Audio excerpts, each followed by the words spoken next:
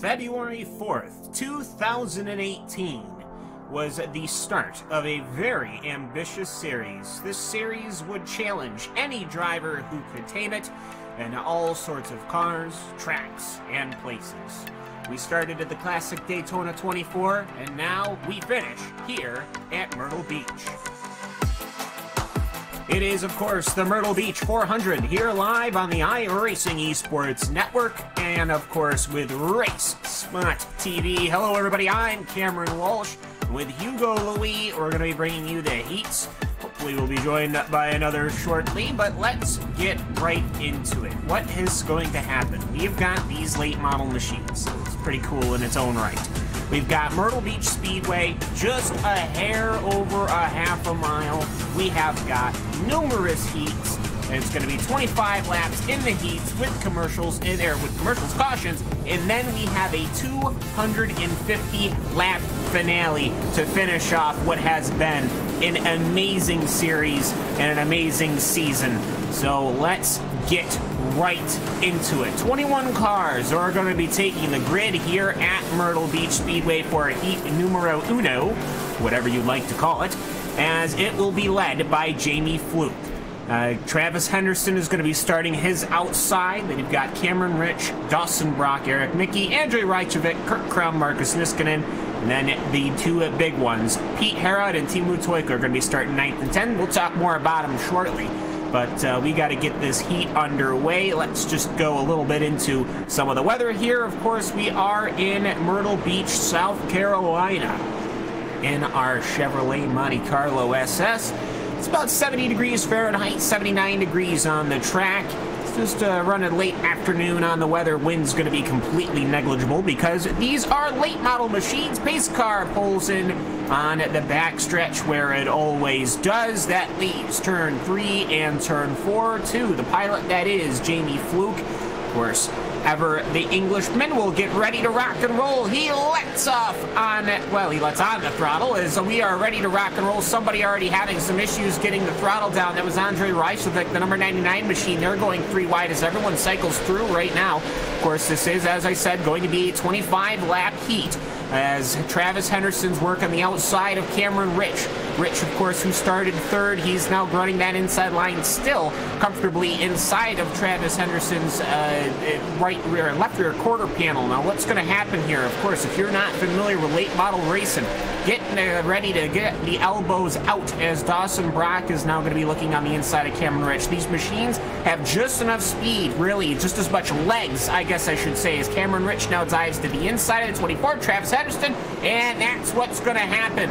As the yellow flag comes out, Dawson Brock took a nice hefty bite out of Travis Henderson's yellow mellow machine there. That's a little bit of dyslexia for you, as the 24 machine looks pretty, like it got a pretty significant bump on him there, as, well, you're going to see the elbows fly out. You're going to see a lot of torn up race cars just because of how the nature of this goes. It's not dirty dancing or anything like that. It's just how this goes.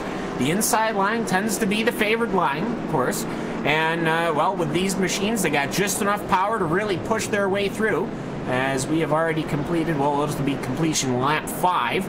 Well, it's going to be one of those situations where who can muscle their way up to the front, but also who can do that without wrecking their cars.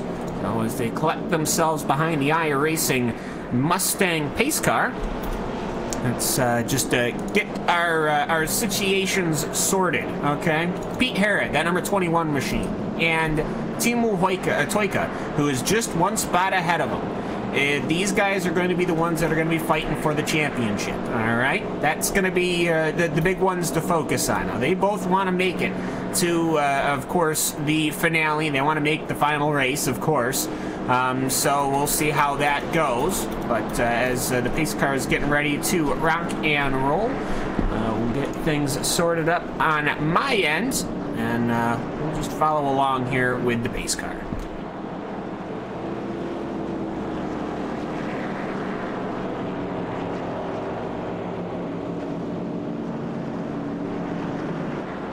And there we go, of course, with the dulcet the dulcet tones of Hugo Louis there, everybody, as he's just as quiet to me as he is to all of you, because he never talks. I don't even know if he's a real person. I think he might be a robot. But I think you might have to be if you want to be a world champion. And in, anyways, lights are going out on the pace car. So let's get ourselves ready to go here, of course. Short track oval racing is it's been a stalwart basically of all of stock car racing. This is pretty much where NASCAR got its home roots before they started making the tracks bigger and bigger. Like I said, if you're not too familiar with it, get ready. As really, this is one of those situations where you will perhaps see some issues like we just did, as Jamie Fluke does put his right foot down to the floor once again, and he will get himself rocking and rolling. Dawson Brock there, who did take that bite out of Travis Henderson, is still running on that inside line there, as Cameron Rich in that Bombshell Motorsport Monte Carlo SS is going to be running now comfortably in the second position.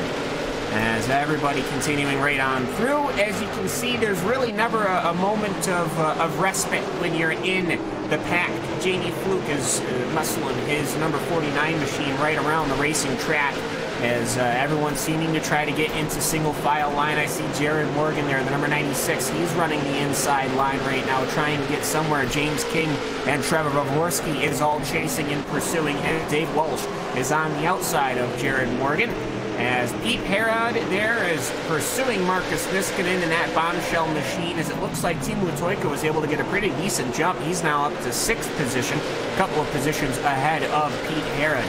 So I believe the point standings are right neck and neck. I don't have them in front of my face, but from what I can recall, this is basically going to be whomever finishes first, or thereabouts.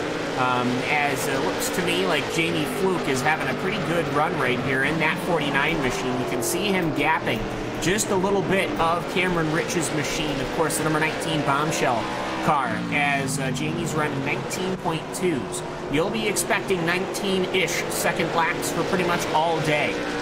It's not like the track is going to all of a sudden rubber in and get faster to sub-18 laps. So Eric Mickey's running the inside of Dawson Brock right now. That number 4 machine looking strong, but he does have to be a little careful, as Dawson Brock now tries to do the over-under here. He might get a nose-in on the inside, but as we saw what happened with him and Travis Henderson, that most certainly could end in disaster, as they call it. So I think right now everybody is just about running single file line. Let's take a look back to that number 24 machine of Travis Henderson. He ended up coming down pit lane. They got the car all beaten and banged, fixed right on up, and now he is sitting way on back now, 17th position. He's trying to work on the outside of Andre Sealsongs. And he's going to be looking to perhaps get that outside positioning, as it were, because what's going to happen here is Andres Robertson, he goes up to the high side on the back in the front stretch, and then he cuts down to the inner apex. Now, what can happen here, Travis Henderson can kind of block the momentum from Andres Sealsongs, because you see Sealsongs is able to get the faster entry, but he's got to slow down for Andres Robertson. Now, what will happen here is, will Henderson be able to continue to pull on the outside? He wants to get enough of a distance that he can cut down, which, as you can just see, he's doing just that, to where he is now going to look to the inside of Andreas Robertson. That's how late model positioning goes. You have to really muscle your way around. There's really no other way around it. Looking back now to the front of this racing track, it's Jamie Fluke, still that number 49 machine, running pretty solidly right now here in South Carolina, as Fluke has about a half a second gap between him and Cameron Rich, or that's about maybe 3.5 car lengths if you're using the old metric. And then the two cars have absolutely left Eric Mickey in the dust, and then Eric Mickey's kind of running on his own little plane there, and then you've got Dawson Brock and Kurt Crum in the rest of the Majors European split field, as of course this is the European season finale here. If you're just tuning in, we've got heat races. No, this isn't a 25-lap race. That would be a very easy day for me. But we've got a lot more going on. Kurt Crum is just trying to get his nose to the inside of Dawson Brock. We've 5 to go here. Kurt Crum's got the speed, but will he have the positioning and the momentum to get on by? We'll have to find out here. He's just leaning that inside line. Now, that's so hazardous simply because what's happening is Dawson Brock is able to see him charging in that big old rear view mirror of his. But as more time goes on, now Kurt Crum has to put pressure on Dawson Brock because he's getting pressure from Team Lutoika. This is how late model racing goes. He has to pick a lane. He has to try to get by. Will he nudge him? Will he bump him? Will he use that chrome horn? Well, we'll have to find out. I will say it's most definitely going to be J.D. Fluke's day, and Cameron Rich is most definitely going to be coming in second. Eric Mickey definitely in third. But this is where the drama is going to happen. This is just going to be for positioning. This is going to be for how they want this to go. As Dawson Brock now, he's just covering very well. He's using his lanes, but he's not parking the car. As Kurt Crum, he's going to try to get momentum off of corner number 4. Not going to happen there. As Dawson Brock closes the door one more time as the fire spits out of the side of these Monte Carlo SS late model machines. As here comes Kurt Crum. He's trying to position as best as he can on the inside. Dawson Brock can't cut the nose off him here now as we're going to be picking up the white flag right now. As it is still going to be Jamie Fluke comfortably ahead. Cameron Rich, Eric Mickey, and then here we go. Kurt Crum, will he doorbang the 83 machine? He will not. As Dawson Brock will tap that outside wall. That gives momentum to Kurt Crum. Will Kurt Crum be able to take the 4th position away here on the last lap? Dawson Brock's going to run on the outside. Jamie Fluke takes the victory. Cameron Rich comes home in the 2nd position. And no, it will be Eric Mickey, Dawson Brock, and Kurt Crum taking it. Here's the rest of the field. Slices on through. Team Lutoika ended up finishing in the 6th position. Pete Herod, he started at 9th and he dropped on back to 10th. So there's that for you. James King moved up from 16th up to 12th. And Travis Henderson, he was only able to climb his way up to the 15th position. So that's a bit of a warmer-up here. A little bit of an introductory period. Let's go look at the full results. We've, of course, got the number 49 machine of Jamie Fluke. We've got Cameron Rich, Eric Mickey, and Dawson Brock and Kurt Crum putting on a grand old show.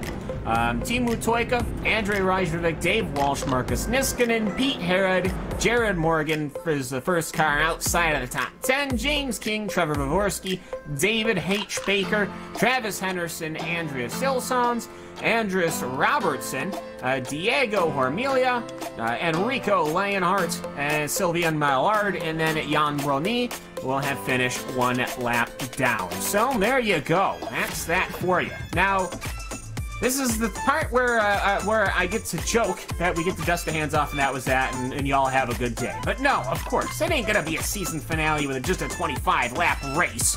It is gonna be 250 laps, times around this almost half-mile circuit.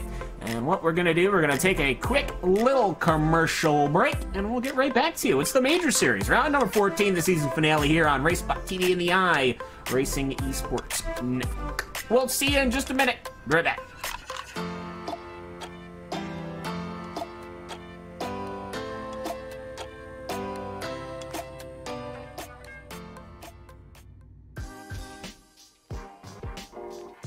Before you can get on track, you'll need to calibrate your wheel and pedal set. You'll need to do this in iRacing even if you have already done this using your own controller software. Prior to entering the sim, make sure you've downloaded and installed the latest drivers from the manufacturer's website. Once that's done, follow these easy steps to calibrate your controller. We recommend calibrating in a test session, so pick a car and then click test. Don't go into a practice or official session. The last thing you want to do is have you go on track and crash into another car. Once you're in your test session, click on the options button. You will then see input calibration. This is where your calibration takes place. Start by clicking on the steering button. You will then be prompted to turn your wheel fully one direction and then another. Make sure you place your wheel back into its centering position before hitting done. Now, you'll be asked to turn your wheel 90 degrees to the left. Make sure it's at 90 and hold it there while hitting done. For pedals, click on the pedals button. Here you'll be asked to press the throttle all the way down and then release it. You'll do the same for the brake and clutch pedal if you have one. For the gearbox, you'll first be asked to set buttons for sequential shifting. Once complete, a prompt will ask if you have a H pattern shifter. If not, hit no. If yes, click it and you'll begin to map the gears individually. Once you've completed these steps, you are calibrated and ready to go racing.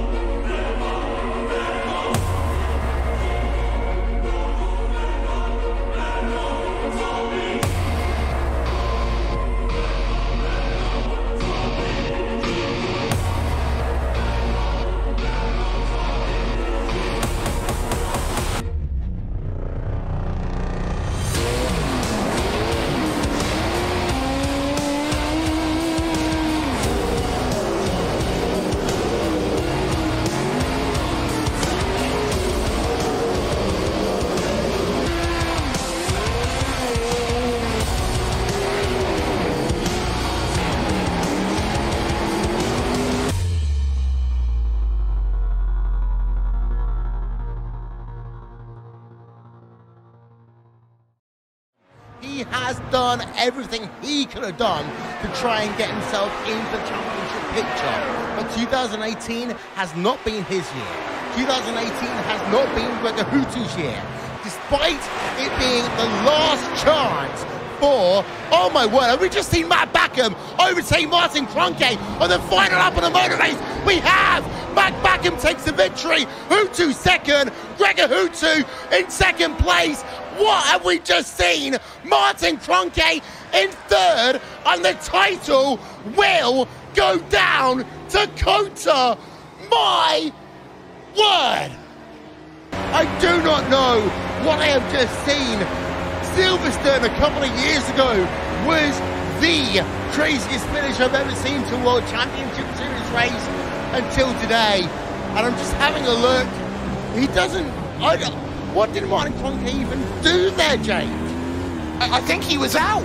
I honestly think he was out. I haven't seen anything like this before. He was struggling to get the power on.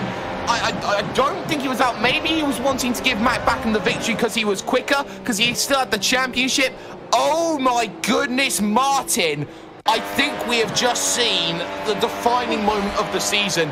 I have no idea what Kroenke's done. We'll have to ask him for an interview. But Gregor saw an opportunity, sent one down to the inside on the final corner. And I think that Kroenke wanted to give the victory, potentially, maybe not second. But this title's alive, Will. And De Jong has been given...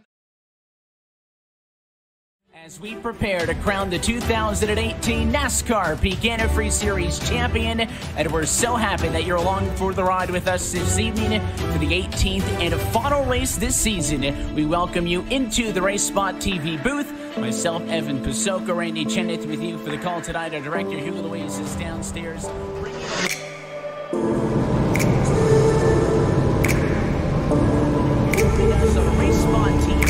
And the iRacing Esports Network, one race to crown a champion. Let's go racing from Homestead. Green flag in the air to turn number 1. Nick Ottinger, your pole sitter, brings us up to the gears for the first time.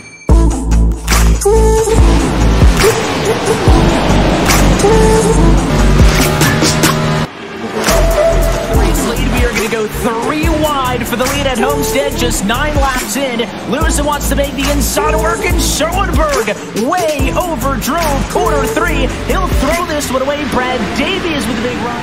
Fortunately, loose Mr. Taylor Hurst. Michael Guest just coming up the racetrack. They both go for the same bit of real estate at the same time.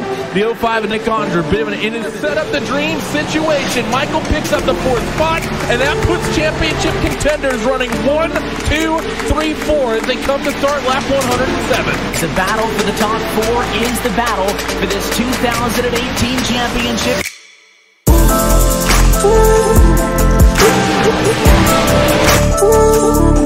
Able to fight Ray here as they go down the front straightaway, but if you're alive rushing the 34 as it gets the wall that goes side by side in the 1.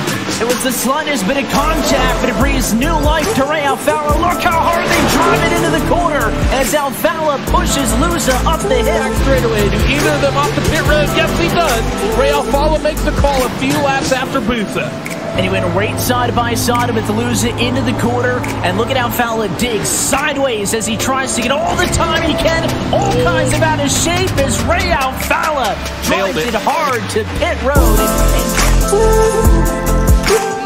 There is $10,000 on the line, 2 laps to go, and $10,000, 2/10 of a second separating it. 1 lap to determine the championship as Ryan Lusa still needs a car length and a half, just 1 into the final time. The 6 drives it in hard. He looks for the bumper of Alfala, but he is not going to get there in time. The 6 can't stay in the gas, and Ray Alfala is a 4-time champion of the NASCAR Peak Antifreeze iRacing Series.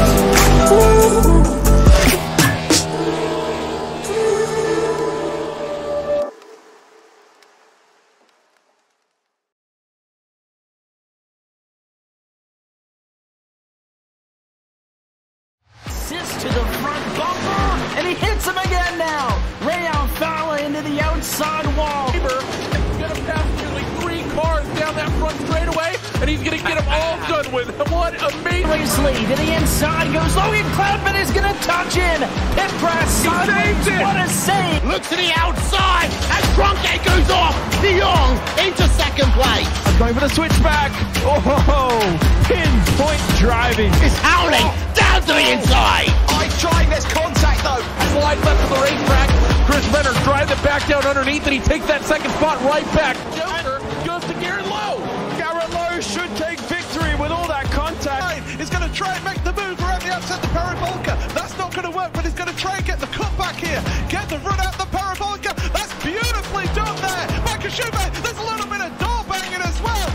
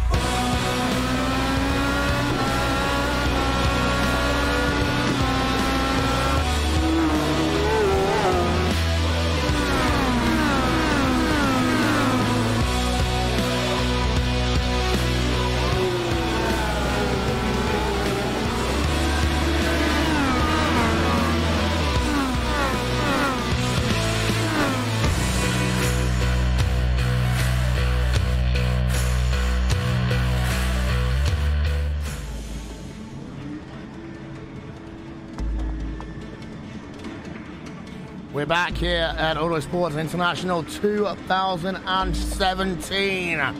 From Vegas to Birmingham, we're now joined by driver for Apex Racing UK, who states has 156 road wins and 11 oval wins. Graham Carroll, good afternoon. Yeah, hi Will, thanks for having me on. So I hear first of all you're a little bit poorly. Out in Vegas the second day I was there, I sort of came down with a sort of cough, sort of flu sort of thing, but we'll get over it, Talk about Vegas itself. I mean, for me the one thing that stood out is how you as sim racers were really kind of treated like racers and given that kind of celebrity status quite a bit. I think the suits we got given and everything, you know, it was just absolutely amazing. Then to get a teammate like Jose Maria and Sam Bird, and obviously everyone got their teammates as well. And like you say, we were treated really, really well, and it's not like we sort of turned up as gamers. All the pro guys really sort of looked at us as competition and not just sort of gamers. So that was it was good in that perspective, and how they sort of organised the event and with the sort of visa and how Formula E sort of worked it out. It was really good, and it was for the minute sort of me and Alex arrived on the Wednesday. I don't think we had sort of 10-15 minutes to sit down. You know, the schedule was absolutely flat out, but loved every minute of it, apart from the race obviously. But it was awesome, and hopefully it can sort of make sort of other competitions come out of it. You know, that's the big thing. Yeah, and I think one of the interesting things is going to be future of sim racing. That was really the first time that we saw I'm going to call it the LAN way of doing it, compared to what traditionally we have in iRacing with everyone racing online. Do you think it's different? What did you enjoy running in that kind of LAN setting more to iRacing? What's the pros and cons from your perspective? Look, I've always said that iRacing is the best of the best. The only thing that drew me towards it was the money, you know, that's the only thing. But there was, like, I was speaking to Gregor when we were out there as well, and he was one of the people that really hated like the input lag. It was one of the big things for everyone, and he really struggled with that. But it was good again to see all these really, really quick guys be on exactly the same machinery as everyone else and see who's who and who can adapt to it the quickest. And I've got to take my hat off to Bono. I've said that numerous times. He drove absolutely outstanding, you know. So it was there was some really, really good points, but there were some not so great points as well. But for sim racing as a whole, I think we need to stop talking about the bad points about it and just talk about the positives, because we're all trying to make this sim grow, make sort of sim racing grow, and that's what we're all trying to do together, you know. So that's the big picture here. Well, let's move on and talk a little bit about your iRacing career. And of course, the key thing that we're going to start talking about is you participating again in the 2017 iRacing World Championship Grand Prix Series. So for yourself, I mean, talking to Alex Simpson earlier on, and you are going to probably have the biggest team on the grid in 2017. We've definitely got a few quick guys coming up through the Pro Series. They're doing really, really well. We've definitely got a strong team behind us. Again, myself, Alex, and Anton and Pete, and so many to name, to be fair. But it's going to be a good year, and I'm looking forward to getting stuck back in about it. And I think now that we've sort of met all these guys in Vegas and seen what they're all about, you know, it's time that Apex won a race and got a pole and all this kind of stuff. And I know I said it going into last year's one. I knew it was my first WCS, but we're not here to finish second, you know. We're here to win them. We want to be finishing right up the top this series, and I'll do the first few rounds, and if it's the Gregor and Martin show again, I think I'll be packing it in quickly. Well, we're down to 12 rounds this season, so compared to the 16 that we usually use in the iRacing World Championship Grand Prix Series. And I've just been given a promo by Motorsport Auctions, a global selling platform. Yeah, moving on. So 12 rounds. So the sense of urgency is a lot higher compared to previously, because it means that all of a sudden you can't mess up. That's it, you know. I went into it as well. First round last year, I can't even remember, one of the Iberica guys just completely wiped me out first round. Excuse me. Second round, Phillip Island, I put my hand up, I had half a lap short of fuel, and then Sebring, one of the Radicals guys, wiped me out. So, and then I went on a sort of bouncy 10 well, numerous top 10 results that would they really, if you took the first 3 rounds out of the equation and just gave me an average top 10, I would have been ahead of Picala at one point, you know. So it's all ifs and buts, but when you look at it like that, that's what I want to make sure. I've had my bad year to start with, and now I need to know finishing, and just points are the main thing, you know. You've got to learn off these guys that have done it for 5 years straight, and it's time to do well, you know. You talk about pole positions, of course. Radicals got themselves their first pole position last year in the Racing World Championship Grand Prix Series. NX Racing scored themselves their first win with Yoni Tamala in the World Championship Series. And one of the things that we saw with the McLaren is that in many ways it proved to be a leveler. So we heard all the stories with the Williams, oh, you know, the established teams have the advantage because they've been doing it for so long. The McLaren kind of wiped some of that out a little bit. So, do you think that you can get a pole position at the very least this season? Yep, I do believe it now. It's time. Got some new equipment. Hopefully that'll help. And I know it's just the time. You know, we're not here to. Like I say, I'm going to do the first the first 3 or 4 rounds and see how we get on. But I'm not here to be going about in 10th place or even 3rd or 4th place, but 40 seconds off the lead. You know, that's just wasted time kind of thing. So we're here to win and do well, and I think we've got the resources and the team this year to really do it, you know. That is a bold mission statement. Now we're going to hold you to that. Race victories, pole positions at the very minimum then for Apex and for Graham Carroll. You talk about your setup actually. Talk us through the setup that you use for iRacing. That I use at home? Yeah. Well, I sort of got a little sponsorship for the HE pedals for going out to Vegas, so I've got myself a set of them coming shortly, and I recently just bought a Leo Bodner steering system, so I'd like to think, you know, the steering wheel and the pedals is probably the best you're going to get at the minute, and there's nothing else apart from the loose nut behind the wheel that's going to make it go quicker, you know. So that's I'm not that I've blamed any equipment in the past, but just this is the year that we need to do well, and you know, if there's a peak in my sim racing career where I've been doing well, I think sort of this Vegas thing has really given me confidence and really pushing me forward to do well, you know. Well, let's talk a little bit more away from the World Championship Series. First of all, what else are you going to be doing on iRacing in 2017? There's a chance I maybe do Blancpain. A team of guys that are in there at the minute that I've spoke to Alex about maybe jumping in, but we'll see, because I would never like to upset a team that's working well and going to qualify. But we'll take it as it comes. Not a big deal if we don't. Again, to be fair, it's just helping out Alex with stuff in the academy. I quite enjoy seeing drivers come through that and picking up speed and getting better and better. To be fair, any other competition that comes out there with cash, it's time to just attack it and treat it like Vegas. You know, like that was one of the things with Vegas. I treated it like a job. You know, I was on it 6 hours a day, and that's why I won the first round. You know, I was ready to go, and it really paid off. I know I never done well in the race, but I still walked away with $20,000. So any competition that there is this year with cash prizes and a decent cash prize, I'll be all over it. All in for the money. Real racing as well, very quickly. I will see. I developed.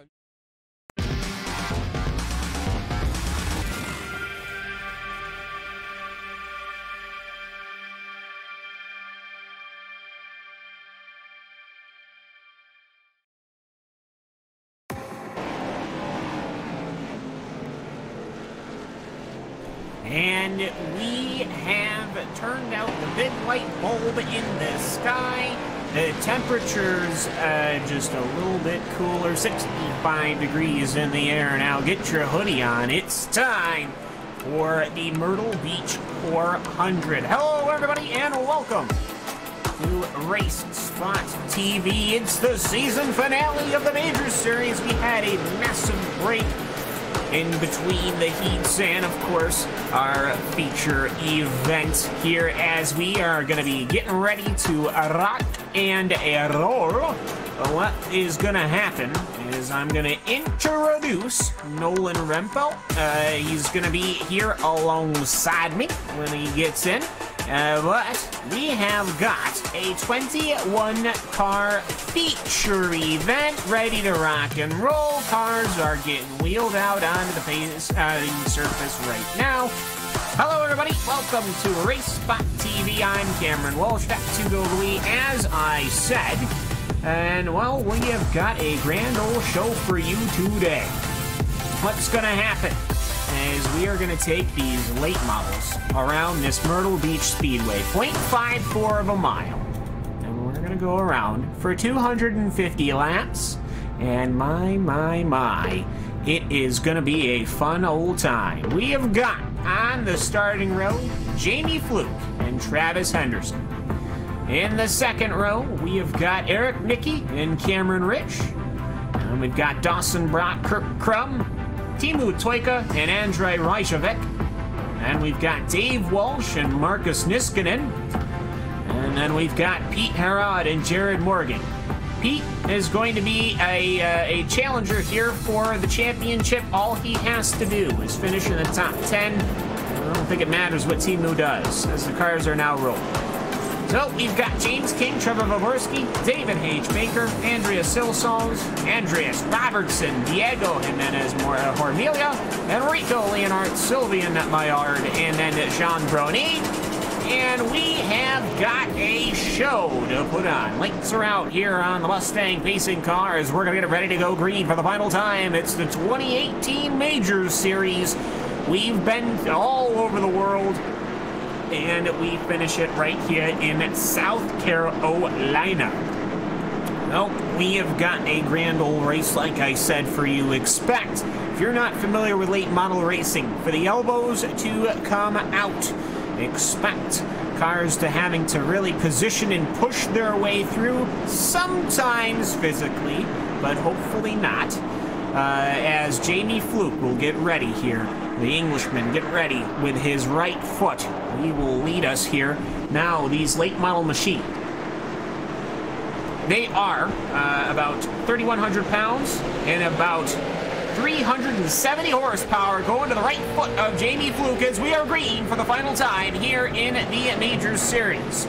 Well, I say green for the start. Anyways, Eric Mickey is on the inside of Travis Henderson. If you watch the heat race, Travis Henderson had an issue where he ended up getting clocked on the outside by Dawson Brock and spun around. That brought out the caution. So we are still green here, however, and hopefully we won't have that again as Dawson Brock is right on the rear quarter panel once again of the car of Travis Henderson. Now Nolan is going to be joining us, Mr. Nolan Rempel. Hello and welcome to not just RaceSpotTV, because this is the first time we've met, but also to Myrtle Beach. We've got some late model racing to do. Indeed we do, and it's going to be a good show, let me tell you that. I've looked forward to watching this race. I never thought I'd be commentating over this race, but you know, here I am. And let me tell you, it's something that I'm looking forward to so much. I look forward to what these guys are going to be able to put out for us tonight. Expect a fantastic show, a fantastic racing here at Myrtle Beach tonight. Yeah, and I gotta say, Jamie Fluke picking up right where he left off in that heat race. He's dusted Eric Nicky, and really, it's surprising Cameron Rich, who started back down in the 4th position. He's backed up now to 6th. Travis Henderson, who started in the 2nd, is back down to 4th, and Timu Toika, well, whatever he had in the heat race, he carried it over to the feature event, most certainly. He's already up to the 4th position after starting in 7th.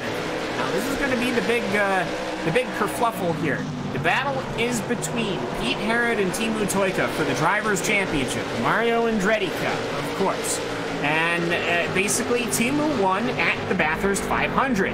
If Timu wins, Pete has to finish better than 10th in order to get the championship. So that's basically how that's going to work. We also have, of course, the different divisions and all that, but basically that's going to be the big one. Watching Timu Toika and Pete Herod through this battle, through the upcoming battle, I guess I should say. It's of course late model stock car racing. Andrea Silson's IP Ken coming out of pit lane, so something obviously happened to that 292 machine as he gets back onto the racing circuit just in front of Jamie Fluke. And Nolan, late model cars, it's a lot of weight. It's a very, not down-tuned, but a very rock-solid and sturdy V8 engine. And, well, it's a giant fiberglass shell, really, that is so easily replaceable because these guys tend to beat and bang on each other a bit. Beating and banging, that's part of short track racing, and especially with the late models, it's something that can be pretty, actually very, very common. in these types of races as we watch Teemu Toika doing a great job of holding his line there to fend off Cameron Rich, but I do suspect that we might see some position swapping going on here soon. You can see Rich taking a little bit of a wider line entering the corner, but he's trying to go for the undercut. Oh, we got a caution. First caution of the night. First caution of the night indeed. Looking around the racing track, I see a couple of cars at least stopping somewhere around perhaps entry to corner 3, so we'll see if we can't find whom had that. Yep, there we go. I've seen it. It's the number 25 machine of James King, and we've got the replay on the screen right now. They're coming into the corner, and, well, there goes the number 99 machine taking that inside line, and that is about as typical of a late model incident as you're ever going to get. Andrei Rajcevic finding the left rear quarter panel, and Trevor Mavorsky almost made it out of that one, but he took a hefty bite out of the rear of the spinning machine. Pete Herod was able to kind of keep his nose clean out of this one, though it does look like he did end up climbing up the wall and getting a little bit of damage. But you know what? Caution number 1, Nolan. Everyone should, in theory, be able to continue without that big of an issue. Well, that's of course the theory, but you never know. It could have turned out to be much bigger. Like you said, we just saw one car almost climbing up the wall. I do have to commend James King for doing a brilliant job of keeping his car under control there for the most part. I can see the 292 car of Andres Slizens, apologies if I pronounced that name wrong, going around the outside. I do believe he's been given the wave around though, and the lucky dog. Oh, watch out for Dave Walsh though, just exited the pits. Yeah, I think Dave might have just came in to kind of take a look at the car. Now, these cars, we do give one fast repair out here in the Major Series. Obviously, he didn't use it. If he did, he's already beat the car up.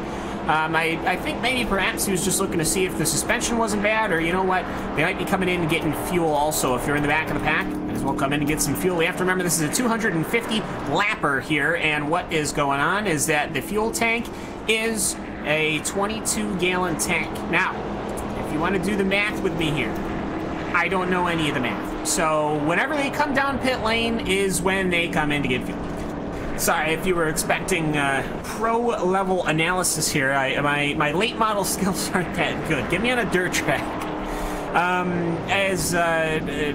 We will have to see how these late models go. I have to say, Nolan, they're probably 22 gallons. I mean, it should last a pretty hefty bit, 19-second laps. You were thinking maybe around somewhere in the 70s. Maybe they could go 100 laps on a tank of fuel. I'm not sure.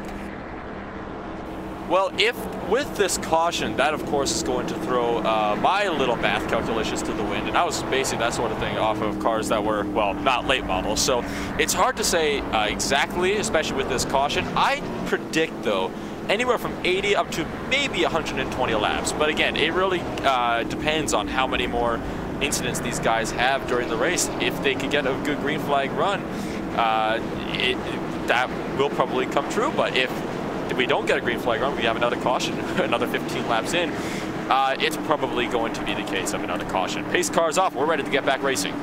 Jamie Fluke's ready to let his late model go. Michael let me know they should be able to fuel up once, so apparently they can do way more laps than both of us had considered. Anyways, Jamie Fluke, he's wasting no fuel, wasting no time. He's burning the fuel up. He's already got a pretty hefty jump there. Already 3 car lengths over Dawson Brock. Dawson Brock run on the inside. Eric Mickey is leading just ahead of Cameron Rich and Teemu Toika. Teemu running that outside line, and that outside line seems to have come in just a bit more simply because of the temperature. I have to say, you know what, probably one mandatory pit stop. Check it up. That's understandable. Sorry to cut you off there, but we just had the 25 James King check up big time in turn number 2. Caused a little bit of a stack up with Andre and the 66 car and Jared Morgan in the 96, I believe that was. That almost was a big incident. They just about went 3 wide as well coming off of turn number 2 as we see Jared trying to work his way underneath King. Yeah, and James King, he ended up, well, I was about to say... Oh, there they go. Yeah, he went to go take a nip out of the back of the Andrei Rajcevic 99 machine. Then he kind of touched the door of Jared Morgan, and that spun him around. So James King not having a good day here, I have to say, as we'll get the replay up on the old screen arenas. But yeah, he was just running that outside line. That Team Bushfink racing car just took enough of a hefty bite out of him where he started kind of coming in, and then Jared Morgan, obviously he has that inside line, and everybody slipped on the binders. Pete Hara did an amazing job, Nolan, of getting around that car without any damage.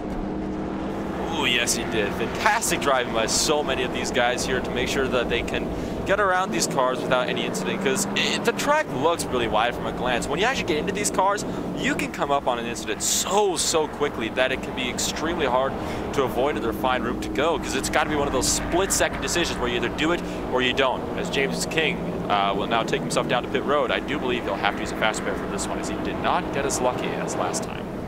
No, I definitely think he's probably just going to come in and, you know what, get some tires, too, while you're at it. Tires, I have a feeling, they're probably going to go at some point. I don't think you want to do 250 laps on slicks at a short track where basically you're throwing a over 3,000-pound car on those the right side tires the entire time. Enrico Leonard will get the lucky dog. He rolls around the pace car, and he'll join up in the back of the pack. And we got to talk about Jamie Fluke. I mean, you want to talk about having a good day so far. I mean, had the heat, no problem there. Number 49 machine, of course, Club UK and IRL driver.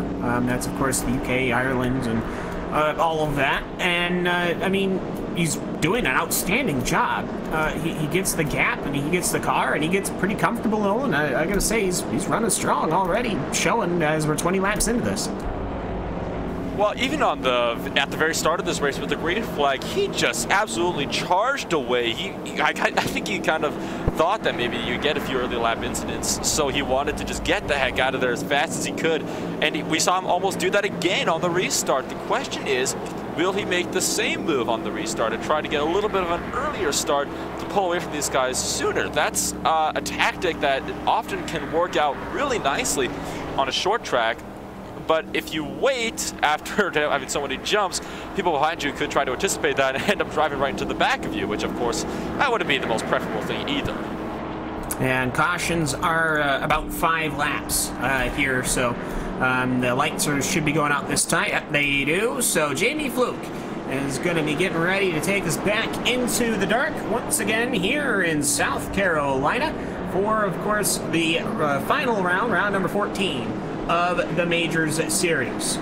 So let's get ourselves re-wrapped, restacked, and ready to rock and roll. Eric Mickey's going to be starting the outside of Jamie Fluke, and Alex Bergeron, he is not familiar with Alex Bergeron in the dirt racing circuit. Let me tell you, he is an absolute devil on the outside starts for calling out the driver. And Jamie Fluke, well, he got maybe not as much of a gap as he did before, but he should be able to get the momentum through. He's able to peak up high side, then go low side. That's going to clear him the rest of the field by maybe 4, 5, 6 car lengths already. Is the rest of the field still 2 by 2? Nolan, we're back to green. And just as I predicted, Jamie Fluke jumping to the lead and just running away with it, as always, as we're 2 by 2 by 2 all the way back until about Jared Morgan, who is running currently 10th place. And after that, you see everybody's sort of getting themselves single file out here. Kurt Crum getting really close to the back of Travis Henderson, looking for maybe to go for a bump and run, but didn't quite manage to get there, as everybody begins to kind of get themselves in behind each other, form a line, and we'll see if they can be a little more polite on this restart. We've already had 2 cautions, and we're not even 30 laps into this race. No, not yet, and we're hoping to get the rest of these 30 laps in on green, but let me tell you, Jamie Fluke clear. Eric Mickey has normally been able to stay clear, but Dawson Brock has now gotten right onto the back here as we're riding on Eric Mickey's late model machine here, and there you see the Monte Carlo SS of Dawson Brock. You see how close they have to get, and they get a little bit of a nudge sometimes. You'll see as the racing gets a little bit more desperate. The 83 machine running the inside, and this is kind of that hazard location here, because that driver of Eric Mickey, he just has to feel him there. He can't cut him off. He doesn't have like a mirror on the side of the machine, only the back. And so he has to feel if Dawson Brock is pushing that inside line or not. As Cameron Rich is now running to the inside of Timu Toyka. Timu Toyka, he gets that sensation. That Push Fink racing car goes up to the high side, and that high side gets ever closer, Nolan. I think we'll see a couple of these cars hitting that outside wall as the race goes on and as their tires start going.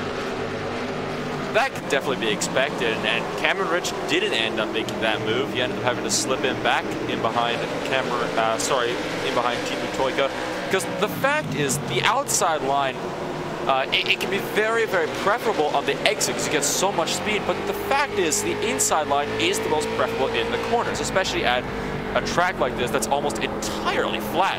So it can be very unusual in a sense to see somebody running the high line so early, but I feel like it could be moved, that we could move up there a little further on in the race, probably towards the latter half. Dawson Brock really looking to give the punt to Eric Mike just a little bit, I thought, coming off of turn number 4, but still not quite enough to move him out of the way. Yeah, Mickey there, he almost took a pretty hefty shot, but you know what? Dawson Brock staying right off him. You can see how much wheel these guys have to give these machines. You can just see the positioning here. Team Toyka is trying to run the inside line. Now that's kind of what you want to do. You've got that little bit of a curve, a little bit of that front quote tri-oval unquote sort of thing going on here at Myrtle Beach. So what that means is that the outside line, you really have to leave that inside door open in order to get momentum, and that means that that inside driver is able to just drive the car on in and perhaps door bang you. As Eric Mickey, he got massive loose coming through that corner here. I think he probably lost the rears. That's exactly what happened. So Eric Mickey now finding himself having given a position to Dawson Brock, and that might just be from the pressure of Dawson Brock trying to chase him down. It very well could be, and you can see all of these cars are getting a little bit more twitchy, especially on the exit of the corners. Cameron Rich among them, still trying to make that outside line work around Team Toyka, but he's going to get it done this time. Oh my goodness, and the 4-car of Eric Mickey gets loose again. That's going to lose him out another spot to Cameron Rich. 2-for-1 deal for that number 18 car. He's going to continue to hold that outside line, though I'd actually like to see him holding that outside line, because whatever he's doing there, it's definitely working for him. Yeah, and here comes Team Toyka trying to run that inside line. He wants to get inside, and Travis Henderson has started in second. He wants to get in there back in the game as well. As looking back a little further afield here, as we've got perhaps, let's take a look maybe outside the top 10, as it is Dave Walsh and Jared Morgan. These guys had a pretty hefty race in the heat race, and well, they're going right back at it again here, as Dave Walsh is perhaps looking at that inside line. Jared Morgan already supporting some damage on the right rear of his machine, so obviously he's taking a nap or two from front bumper. As all right, well, back up to the front, Team Toyka for position number 5. He's got the nose on the inside of Eric Mickey. Now, late model racing, it's one of those situations where you can either see somebody absolutely bulldoze their way to the front, which, whilst entertaining, ends up making the entire track angry at you, or you can do what Timu is trying to do here. And it is one of those situations, Nolan, where it's a multi-lap pass. You almost have to set it up over 5 laps to try to get that shot to the inside line to where you actually, where the driver in front of you has to give some room. And Timu's really trying to make that work, but Eric Mickey just outside of, you know, when his car is completely losing the rears, seems to at least be planted enough to where he can defend that inside line going through the corners. I can definitely agree with you there, and the fact about why you have to set these passes up is because you can't, it's not like super speed where you can just kind of duck to the inside and get it all done in one lap. You have to be right on the bumper, almost touching them in order to really dive to the inside and make a move, unless you want to kind of push them up the racetrack and get a little more physical with things. But that's just the fact that not a lot of drivers want to do that, because like you said, then you have everybody that's angry at you, and it's more likely that someone's going to take you out, possibly out of retaliation. I am noticing a little bit of damage on the back of Eric Mickey. I wonder if one of the reasons why he got loose is maybe because maybe Dawson Brock or Cameron Rich did end up giving him a bit of a shove from behind. I was just going to say, Eric Mickey, he lost the rears again, and he knows Timu's got the inside, so he's going to let him take it. But my goodness me, you're treating it like a dirt track out there. No, this is an asphalt late model, my friend, not a dirt late model. But no, he just, I don't know what Eric's been doing that the other cars haven't, but it seems to me like he's one of the only cars that are losing the rears. Like halfway through the corner, right when he starts reapplying the throttle after burping it a couple of times, it just seems that the car just slips. Not sure what he's done with it to make it do that, but he doesn't look that comfortable in it. Perhaps he's burned it trying to defend himself from Dawson Brock and then Team Toyka. So, of course, he hasn't really been in a position of pursuit. Now, I think it's a lot easier to save your tires when you're chasing and not the one being chased. Looking back to Kurt Crumb a little bit. Oh, hold on. Never mind. Eric Mickey got loose again, and that will allow Travis Henderson to get in on the bottom. I'm going to go back a bit to the number 7 car. He is trying to work that outside line a little bit more, but for the past few laps, I have seen him kind of go right down to that white line on the apron, and that, I would say, not a very preferable choice. This is just, of course, goes down to personal preference at that point, but I feel that if you go right down to that white line, you get like the best line, but you scrub off so much speed, and now that he's not fully on that white line, he's having a lot more speed, and I think Marcus Niskanen, again, apologies if I pronounced that name wrong, got wicked loose coming off of turn number 2. That might have been my eyes playing tricks on me, but I could have swore I saw that car going around. Well, we have the number 49 machine of Jamie Fluke. If you're wondering why he's built right in traffic, well, it's because he's lapping the field right now as it is. Jamie has almost had a massive incident. I think maybe I saw David Baker took a hefty bite from Sylvain Maillard, and he went sideways, but he managed to straighten the car out before the caution got thrown out, and that happened right in front of Jamie Fluke. Jamie Fluke had to take some evasive action. So Jamie, he's running lap traffic, and that can certainly change things, but you know what? Jamie has a 2.8 second lead. So I have to say, this is absolutely blitzing right now, is Jamie. It's just, it's so impressive to see somebody just come in and be so dominant when they aren't from that southeastern region of the states where late model racing is so prevalent, to just come in and just blitz the field like this. Looking back a little bit to the battle for 8th place, which just ended in a victory for Dave Walsh, who spent an entire lap trying to get it done, but he did manage to get the pass done all the way on the outside of Marcus Niskanen in the 002 car. Beautiful driving on behalf of the 842. Despite him being in an incident earlier today, you can still see that right front damage on his car from that second caution, I believe it was. But despite all that, he's still running strong as he's looking to make Eric Mickey, who's still got damage and who's still getting really loose off the corners, his next victim. Yeah, and hopefully victim in a figurative sense. No, Dave's been pretty comfortable running this racetrack. Another UK&I driver. He's been running comfortable here. The lap times, that last lap wasn't in his favor, but you know what, though, that's going to be back and forth here. You see a lot of those blue cars. That's your Bombshell Motorsport machine team. They've got maybe about 4 or 5 cars, I think, here. As Travis Henderson is one of the, I believe Travis is a Grizzly driver. That's going to be important later on because there is a Constructors Championship going on, and I believe it's between Grizzly and, I believe, Bombshell. Either way, I'll take a look at that later on, I'm sure, once we get a little further in the race, because, Nolan, we are just 55 laps into this one. We've got a good long green flag stint, and we have only got a little less than 200 laps to go. I am beginning to fear that the caution that we have kind of been waiting for a little bit, but we haven't gotten yet, which, thank goodness for that. It's not far behind, because Eric Mickey, he's still stepping the back end out off of every single corner, just about every single corner. And one of these times, he is going to end up sending that car right around and hit the wall on the inside, I would suspect, because it's just going to be impossible for him to be able to keep hold of the car after a little while. Yeah, I mean, you can, no matter how well your control is, at some point it's just going to step out to a point where it's not recoverable. No matter how skilled you are, when you have to do it twice a lap, every single lap, it's not going to be fun. But you know what? I think Eric is just going to have to adjust his line.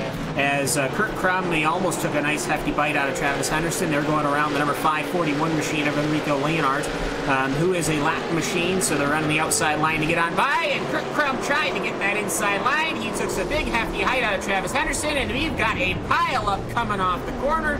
That's not going to be a good one. Nobody's going to be happy about that one. Dave Walsh's motor has gone because of that. Let's get a look at the replay. So you see Kurt Crum, he tried to get a little, I don't want to say greedy, because of course you got to take the opportunities when they're there, but Kurt Crum wanted to get to the inside. He left a little bit too much space for the lap car, not enough lap space for Travis Henderson. They started collecting each other around. Travis Henderson went up the track, collected Eric Mickey. Eric Mickey collected Dave Walsh. Dave Walsh collected Marcus Niskanen, and then Andrei Rajovic ended up coming into that one. So nobody's going to be happy about that one. Jared Morgan driving his way through. A couple of cars I think are going to have to take the tow, Nolan, or they're able to get their damaged cars to the thing, and they're going to be able to use their fast repair. But at the end of the day, not a good time at all, as Jamie Fluke has actually come down on the pit road as well. I'm not very surprised that Jamie Fluke came onto pit road, because it is 55 laps into this. He hasn't pitted, I don't think, at all in this race. Or if he has, it's been at least 30 laps since he has. So why not come in for fresh tires? I mean, you may as well. They got a lot of guys that go into the pits anyway. Just about everybody, actually, is coming into the pits, especially everybody that was involved in that accident.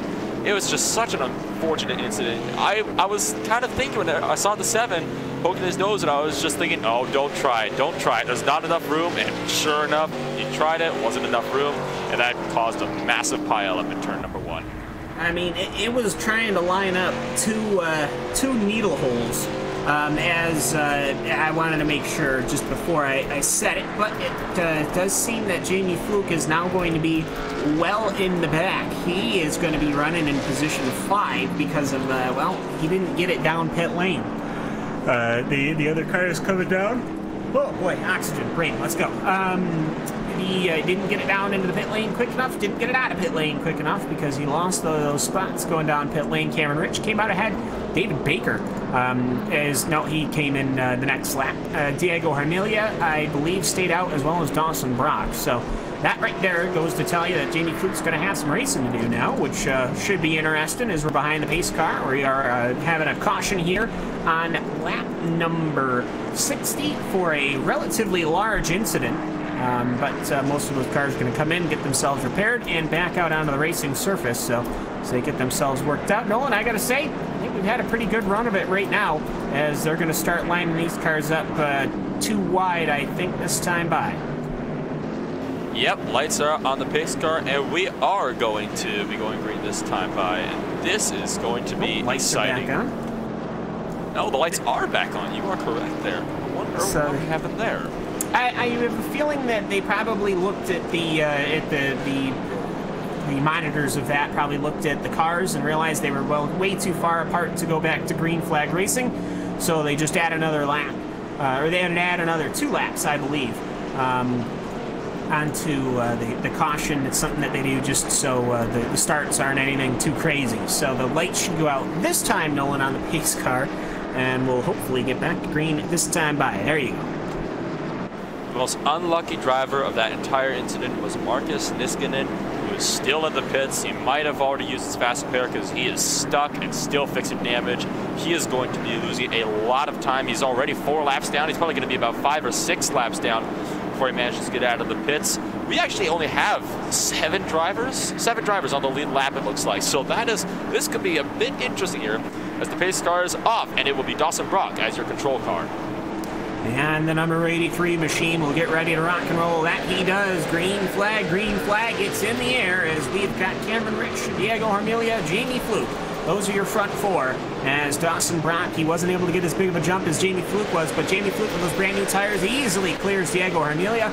And now he rolls to the inside here as his car is prowling like a shark in the water behind Cameron Rich. He should be quick up on the temps, quick on the lap times, as the rest of the field getting away. And I believe that total lap down metric is because of how pit lane worked. A lot of those cars had to come in and get repaired and then do their pit stop. So I think what happened there is just with how the pacing goes, they ended up getting trapped behind the pacing cars. So that kind of throws things for a loop. But for cars like Dawson Brock, who didn't come into pit lane, I think that's kind of the big reason why that didn't happen, is Cameron Rich is nipping on the back of Dawson Brock. We have to remember, Cameron Rich and Jamie Fluke both came in for tires. Dawson Brock did not. And 3 wide for, I believe it's 17th. Eric Mickey trying to make the move on the inside of Jambroni. They were just 3 wide going all the way through turn 3. Eric Mickey with a very decisive maneuver on the inside of those 2 cars. He also managed to clear Dave Walsh. You can see he's already trying to work his way past Sylvia and Maliad. And now he's working on Pete Herron, and he's going to turn him. Going to turn number 3. That's definitely going to be another caution. Will it be a pileup? No, it will not. Oh, never mind. I jinxed it all. That was the commentator's curse. Right when I said it, it happened. Oh, I am so sorry, guys. I think it looks to me almost like, did anyone even hit each other? Oh, no, okay, there was. So Trevor Voborski took a nip out of Travis Henderson because he got a nip from Enrico Lionheart. But outside of that, and then Jan Brony got into that. I was going to say, it almost looked like everyone just lost it just on getting on the binders. But yeah, quick caution out of that one. Unfortunate, but you know, it's what happens when you've got fast cars getting in the back with the slower cars. Yeah, that was just a case of those faster cars just being way too aggressive on the restarts. Oh, we can see there's Dawson Brock who's going to make his pit stop. Who else will join him is the question. It doesn't look like anybody as of yet. Oh, James King is making a stop down to pit road. I expect most of the cars that were involved in that accident are going down to pit road. Eric McKee working his way down to pit road. He has gotten his damage fixed. Trevor Voborski making his way down to pit road in the number 10 car. Yeah, so Pete Herron, that is, of course, the guy who's in the running for the championship. Now, we also have to point out, because, of course, Pete Herron is 1 lap down, Timo Toika is also 1 lap down, because I believe that that's how that happened with the whole pit lane debacle, because the track is so dang short.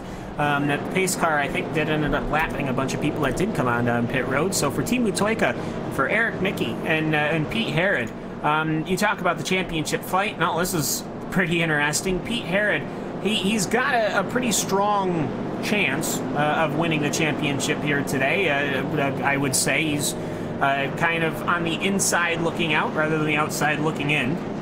But it's certainly going to be interesting when both of you are ending up being a lap down here. I think one of the things that is quite interesting is Timo Toika. He's one of the problems that he does have to get the win, but I just don't think that that's all too likely, considering he is so far down the field. He's still a lap down, I believe, and that could cause a little bit of problems, because if he had to win, that would mean that, oh, actually, excuse me, I was going to say that one driver would need to finish no further than 10th, but I just realized he hasn't even in this session, so that does throw points kind of up into the air a little bit, so it could be a very interesting fight for the championship. Yeah, most certainly. So between Pete Herron and Timo Toika, of course, Toika's in 14th, Herrod's in 17th. Cameron Rich is going to be your leading car. Lights are out on the pace car, excuse me, and they are going to get ready to go back to green. Jamie Fluke is going to be starting on the outside, so let's see the shotgun start. There you go. Cameron Rich, he'll have ended my sentence by letting 370 ponies out of his engine, and we are green once again here at Myrtle Beach Speedway for the Major Series season finale. We have got just about 125, 150 to go. Whoa. We just saw Timo Toika in the back getting really aggressive on the restart. He just checked up right in front of Dave Walsh, and there was a bit of confusion on the restart because the 24 car of Travis Henderson bypassed Andreas Robertson before the green flag dropped. That caused Robertson to check up. They were 3 wide coming to the green flag. It was just a chaotic restart, and I thought we were about to have another incident. I think Timo Toika just bounced off the wall a little bit, and we're going to run 3 wide again. Not quite 3 wide again up at the front. It's a bit. And the yellow's out. And the yellow is out. And Timo Toika, this time, no pileup. It was Timo Toika and Sylvain Maillard. They took a bit of a bite out of each other. It was a bit of a fair distance between the two. So a bit of an unfortunate running into each other there, but either way, Timo Toika has gotten himself circled around here. He just took a nip to the inside left quarter panel, and that was that. So we are back under caution once again, which means that the pace car is out, as here we go, as you've seen the replay now. almost surely.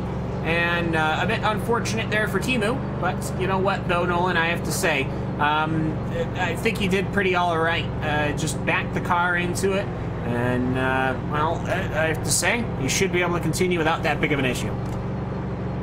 That whole restart was just really confusing for me. We had one guy passing another before the green flag dropped. We had 3 wide coming to the restart, I think in 2 different places. We had a bit of a crash with Timu Toika. Travis Henderson took a shot to the rear coming into turn number 2, I believe it was. Just a very, very chaotic restart, to say the least. Yeah, chaotic for sure. So these guys need to kind of clean up these restarts here, because we had a great long green flag run. But it looks to me like these guys are almost settling in here on just trying to get their positions. Jamie Fluke hasn't really been able to get into his groove. There's just been too many cautions coming out one after the other. So running down your top 10, it's going to be Cameron Rich. Right now he started in 4th. He's now currently running in 1st. Then you've got Jamie Fluke. Then you've got Dawson Brock, Andreas Silsons, Diego Hermelia, Andrei Reichovic, Kurt Crum, Travis Henderson, and then David H. Baker. And you've got Jared Morgan looking the outside there. He's moved up to 10th position, but he is your first car, 1 lap down. And look at it this way. If they get another 15 cautions, everyone will have had the lucky dog by that point. We're not going to be getting 15 cautions, though, I hope. Because other than that, we're going to be repeating what we did at the World 600. And I don't think we're going to do that. So hopefully we can get this thing back up and running and ready to go here. As I believe, Nolan, we're going to go green this time by. I do believe we will. And while you say we might not get 15 cautions, at this rate, I almost wouldn't be surprised if we got maybe up to 20. But I'm with you. I hope that they don't have 15 more cautions, as everybody's beginning to get themselves all bunched up and ready to go. I saw Andrei Reichovic he's working his way up through the field to get his position as to where he belongs. And this will be a very interesting restart. It could feel to be indeed. Jamie Fluke will have the outside as the pace car's off, but Cameron Rich will be your control car once again. And what will Dawson Brock do on that inside line? Will he let Jamie Fluke cut the inside nose? He's there. Cameron Rich has gotten away, but he doesn't swing up and down like Jamie Fluke did in order to get the jump that he normally does. So Cameron Rich is still going to be in the gun sights of both Dawson Brock and Jamie Fluke, so they got to tussle that out before themselves. And I have a feeling if these guys fight anymore, they're going to let Cameron Rich slip away. As the rest of the field now fighting, I see Jared Morgan. He's moving himself way on the inside here. He's moved up just like that up into, well, he's 1 lap down, of course, but he has passed the 6th position car, and he's chasing down the 5th position car, so he wants to get his lap back, maybe the old-fashioned way. Dave Walsh, I see in the back. They went 3 wide for but a moment, and that 842 machine had a track way up on the track here as he's trying to work his way around Sylvian Maillard. Sylvian Maillard is taking shots from David Walsh, who's really shoving him the entire way through the corner. I wonder what on earth is going on there. I know the 17 kind of blinked in and out for a little bit, and that caused a little bit of confusion, and that's what pushed the 3 wide. And I think Dave Walsh might be, it looks like he's almost a little bit upset because he's hit that 17 3 times in the past lap, and I don't know what on earth he's doing, but he's definitely trying to do something. I think he's trying to maybe push the 17 wide to get around. Oh, look at that! And Dave Walsh goes into the outside wall after a very, very, oh my, I don't even have words risky. For what I just saw. I would say that was a low chance maneuver as Dave is just beating and banging his own car up. I think what's going on is Sylvian might be taking most certainly a different line going into the corner. The yellow flag is out, and that is for number 99 machine, who is parked on the inside line here, Andrei Reichovic. Did he have help? Of course he did, as Eric Mickey has found himself nipping the butt of the number 99 machine as number 99 was taking his inside line, and Eric Mickey was there. He got pushed himself around, and he got parked to that concrete barrier. So another one of those cautions where the caution comes out, but nobody gets hurt. Yeah, good job on Andre for keeping it really low down there and out of the way of the other drivers. I saw him spinning when we were talking about that other incident with Dave Walsh, I believe it was in the 842 car, and I was thinking he might come up and accidentally hit another one or two of these guys, but no, he did not. I thought I just saw smoke out of Dave Walsh because he's got severe damage on the front end of his car, so something else happened to that 842 car. I have a feeling maybe he nipped the radiator. Yeah, he nipped the radiator in one of those incidents. And, oh, you know what? Afterwards, there was a pretty hefty incident, actually. Looking back, right where the car of the 99 got turned around there of Andrei Rajcevic, Sylvain Maillard and Dave Walsh ended up having a very interesting conversation as that ended up ending, I believe, Dave's day. So I thought maybe perhaps Dave just wanted to get aggressively by, but no, he looked to me like he got a little bit red-faced there, which is unfortunate. And yet, well, late model racing brings out all sorts of passions, you could say, Nolan. When you say there was a bit of an interesting conversation, I wouldn't say it was a conversation. I didn't see a whole lot of talking. A bit more shoving, I would say. Talk with their cars. But, I mean, I thought maybe, I wanted to give the 842 the benefit of the doubt and say he was just trying to move the 17, but there was clearly something else going on there. Because he pretty much dumped him on the front straightaway. And yeah, I don't know what to think about that. Took a hefty bite out of the rear. I believe what I can tell you probably what's happened here, because I used to race Legends a lot here on the asphalt in iRacing. You end up having a different corner entry, and when somebody has a different corner entry than you and is just a hair bit slower than you, it's very hard to get by them when they're running a very similar line on different braking or decelerating points. I think Dave probably about 3-4 laps in a row took the nip out of the bud of Sylvain 4 or 5 times, and afterwards you kind of start feeling that it's done a bit intentionally, even if it might not be, or maybe it is, I don't know. But yeah, so unfortunate that came to that. Dave Walsh was pretty quick. Now he's going to be out of the race. So lights are out on the pacing car, and Cameron Rich is going to be once again leading us into the dark here at the Myrtle Beach Speedway. Of course, if you're just tuning in, A, where you been? B, hi, how you doing? And C, this is RaceSpotTV. I'm Cam Walsh. That's Nolan Rempel, and this is the finale. This final round, round number 14 of the European Split of the Majors series here on RaceSpotTV. Hello and welcome. Cameron Rich ends up letting it go into the dark one more time. The 18 machine gets the clear, and there he goes. He lines up that upside line, and now he takes the nose down. So Jamie Fluke, however, Nolan, this is going to be the big one. He has cleared Dawson Brock, and he looks to be a bit on a charge because his car looks quite a bit more hooked up than Rich's is. Cleared Dawson Brock just about instantly. We had a little bit of an incident just further to the back. Team Butoika had a little bit of a brush with the wall. They went 3 wide enough turn number 4. Apart from that, though, Jamie Fluke is right on him. I feel like in a lap or two, Fluke could potentially make that pass nice and clean on the inside line, because we've seen Fluke's been doing a really good job of, he gets really good restarts, and that's one of the key factors on short track racing, especially if it's a race like this and there's a bunch of cautions. We've had like, what, 5 cautions, and we're not even halfway through this, so it could be very interesting to see. Here he is looking to the inside a little bit, coming off of 4. There he goes, on to the inside, going into turn number 1. That will definitely give Fluke the position.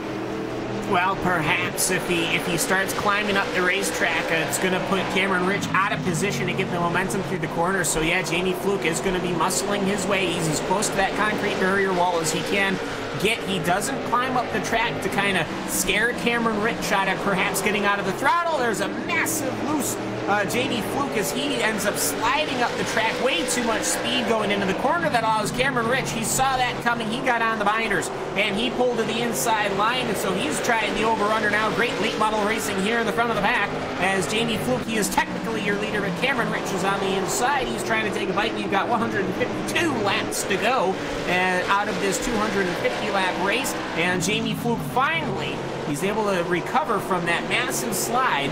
And I got to say, Nolan, great driving on both Jamie and Cameron's part. They worked with each other, even though they're opponents, to keep their cars clean for another day. Because if Cameron stayed up there and he stayed in it, that most certainly would have been a massive incident.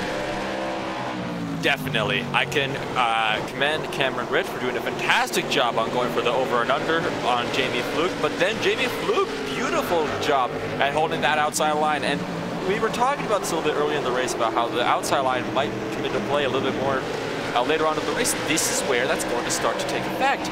The outside line is beginning to get a little bit more rubber on it, so people are going to want to move to that line a little bit more. And I feel like that's what allowed Jamie Fluke to get that win. There was just a little bit more grip there than there was on the lower side of the track. When you have cars as powerful as these, that little bit of extra grip is absolutely vital to making a good position. Dawson Brock now trying to make his way underneath Cameron Rich. He might take a lap or two, but I do believe that maybe he can get it done. Oh, never mind. Cameron Rich fighting back on that outside line. Yeah, I think what happens is that you can lean your car in momentum-wise through 1 and 2 to the inside line. The back stretch obviously goes to the outside line because they're able to get on the throttle earlier. But this 3 and 4, this is where things get interesting. Concrete walls right there, you got a little bit of a strip of grass. You can't cut that corner like you're able to do through 1 and 2, simply because the pit lane exit isn't there. Jamie Fluke's even nipping a bit under the apron. That's how fast he's able to do it. But you can't do that through 3 and 4. And for Dawson, he's able to get there in 1 and 2, but he can't complete it down the backstretch because that outside line is strong. I think that's why so many people enjoy Myrtle Beach Speedway. As far as short tracks go, I know a lot of people really enjoy this racetrack. Even though I can't say I've raced here, I can't say I've commentated on races here. I've heard a lot of hubbub about how popular it is, and I can definitely see why. I want to look back a little bit to Eric Mickey because we got a lot of moving around going further down in the field for 12th place. They're 3 wide right now coming into turn 1 and 2, or they were just 3 wide. I saw Eric Mickey get checked up behind that 333 car of Andreas Robertson. They were all getting really loose there. Timo Toika is in the middle of that field. He's trying to make something work. He's going to turn the 333 car of Andreas Robertson, and that's a hard shot to the inside wall. No caution, though. We stay green for the time being. Yeah, and it looks to me like perhaps maybe he's got steering damage. That is exactly what Andreas Robertson has. Very unfortunate for him. As you saw the replay right there, I have to say, it's the fastest point of the racing track. Give credit to Andreas Robertson. Yes, the car has been damaged, but my goodness me, what a great job from that number 333 machine. I have to say, very unfortunate.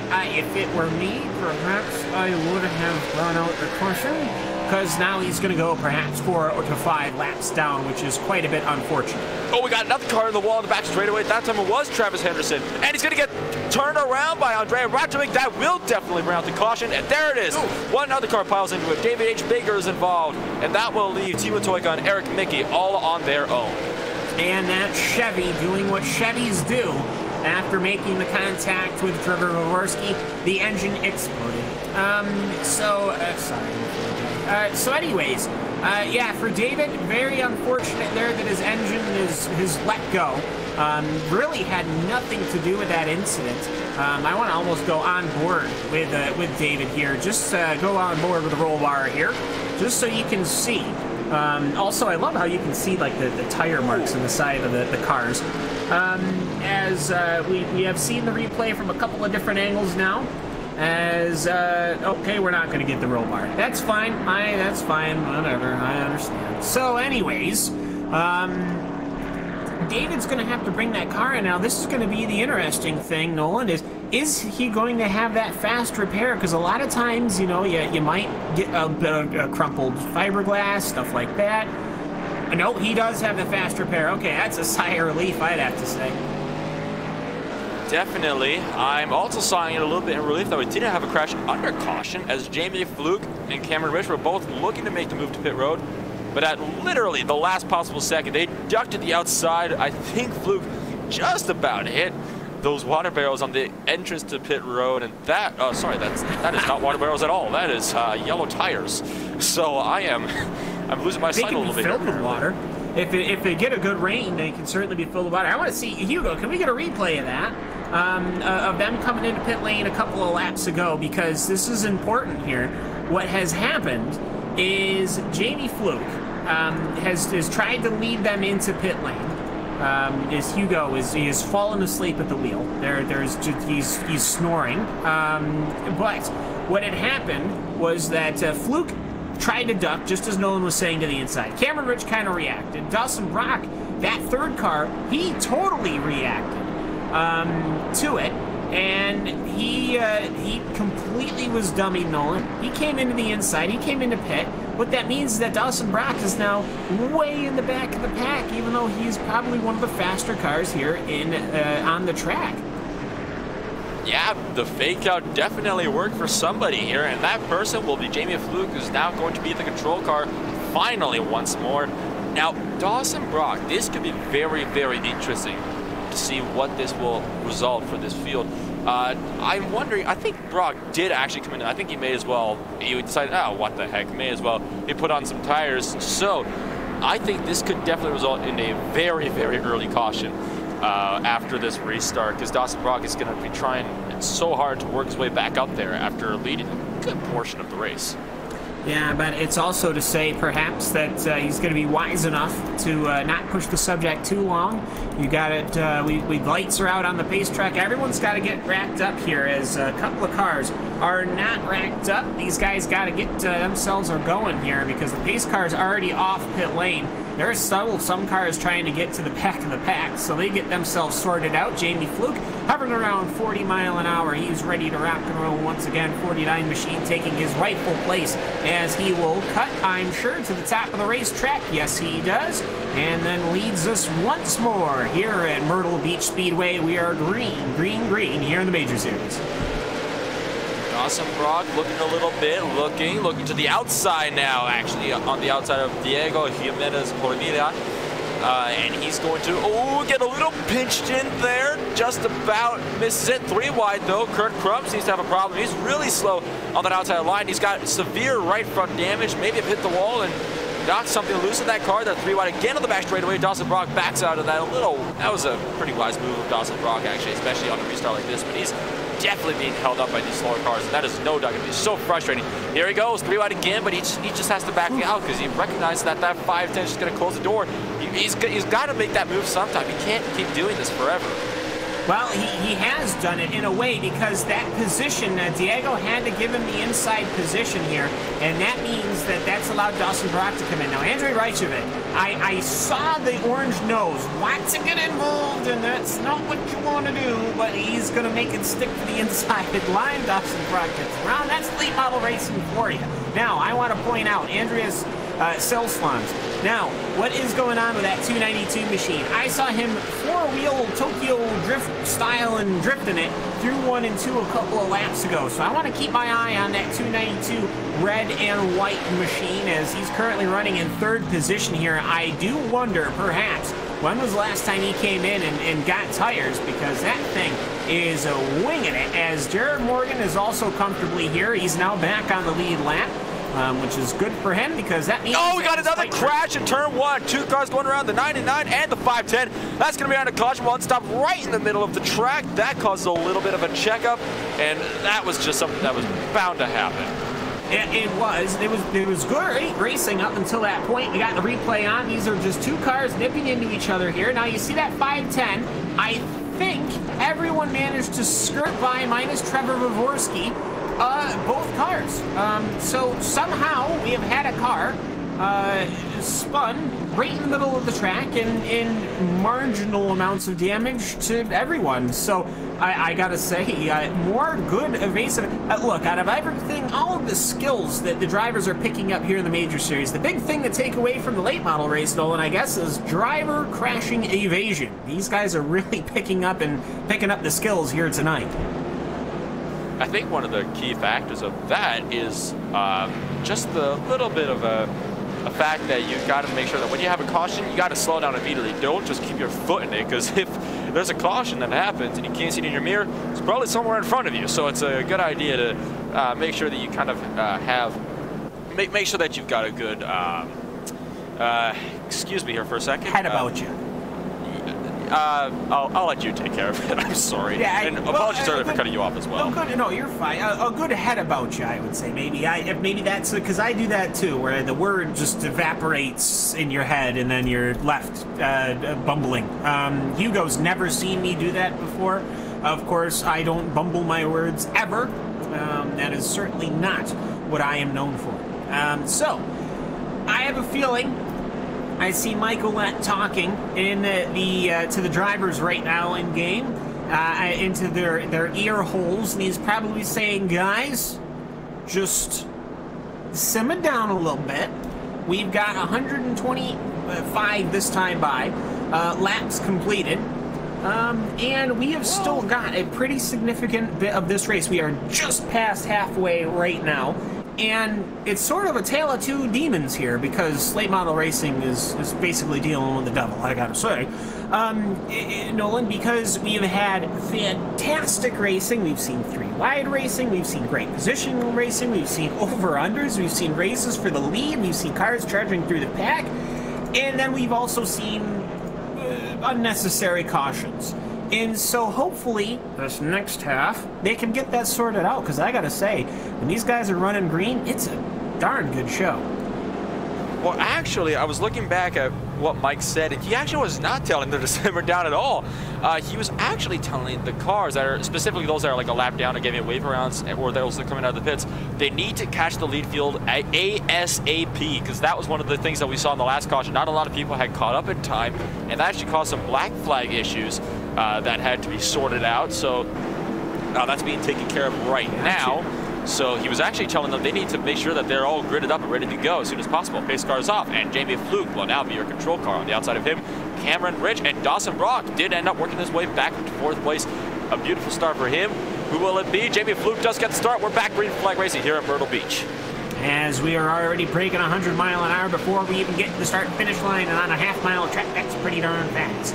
So we've got Jamie Fluke. He gets his normal start. He's comfortable and nice there. You'd think the guys starting around him at some point would get used to it and start calling it, but perhaps I'm just a bit spoiled on the dirt track racings. Restarts Dawson Brock now. He's pretty comfortable here. Look at how his line is just so much more in-cut, as Jared Morgan takes a hefty shot from somebody as here. And he's turned. A couple of cars, and he is now Kurt Crum upside down, and that right there, ladies and gentlemen, is a perfect view of the underside of a late model machine. We're on about caution number 9,621. Unfortunately, I gotta say, this one quite unnecessary if you want to talk about unnecessary cautions. The 17 car did a good job. He actually decided to take it down pit road instead of trying to avoid it, and considering they all checked up big time and ended up wrecking themselves, that was a really good move. If you watch the 17, they're on the bottom, just barely missing the 10, and he decided, yo, screw this, I'm going to go down pit road, and that was an extremely wise move by him. As the whole track. Yeah, Pete Herod as well. Yeah, the whole track was done. We're on board with Kurt Crum right now. As you can see, that's what the wall looks like, and there's your pavement. Not what you like to see.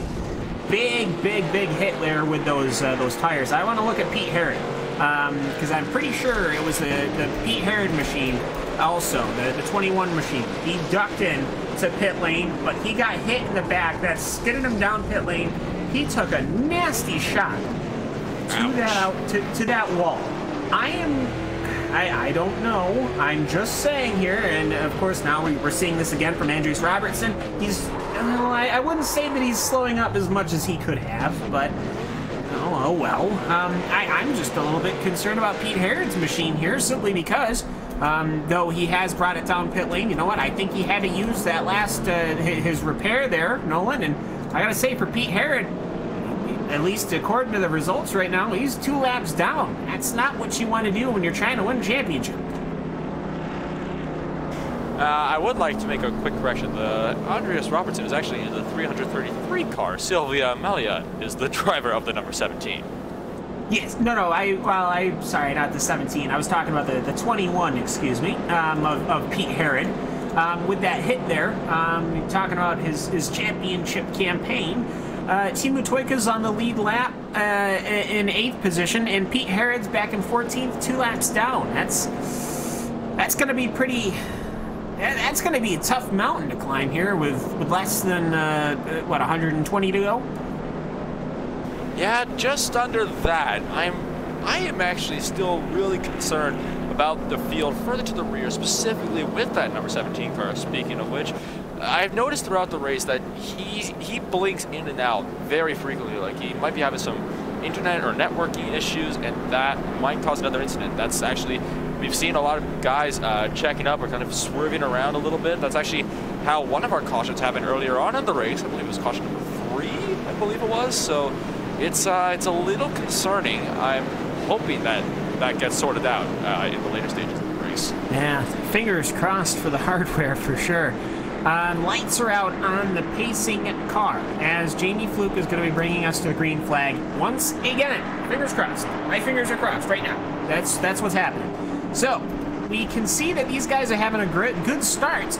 Then they get comfortable and they start fighting with each other. So Jamie Fluke gets a wonderful start once again. Cameron Rich nowhere to be found, which is fine. You know what? He might just be comfortable with that. You know, he doesn't want to cause any issues. So Jamie Fluke there is running that inside line to high to low to high to low.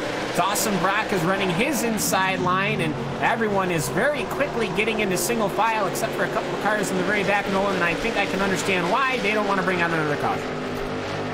I know I wouldn't want to bring out another caution at this point, because there's a pretty fine line between there being a good number of cautions, which makes the racing interesting, and then there being too many cautions, which makes the race boring, because, you know, you're spending more time, more laps under a speed limit behind a pace car than you're actually racing each other.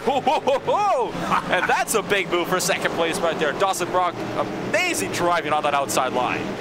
Yeah, what had happened is that Cameron Rich kind of lost momentum. Dawson Brock drove through the inside, and he tried an over-under, and they were side by side for like a lap or like a half a lap, and they ended up getting a door going through the front section here, the D.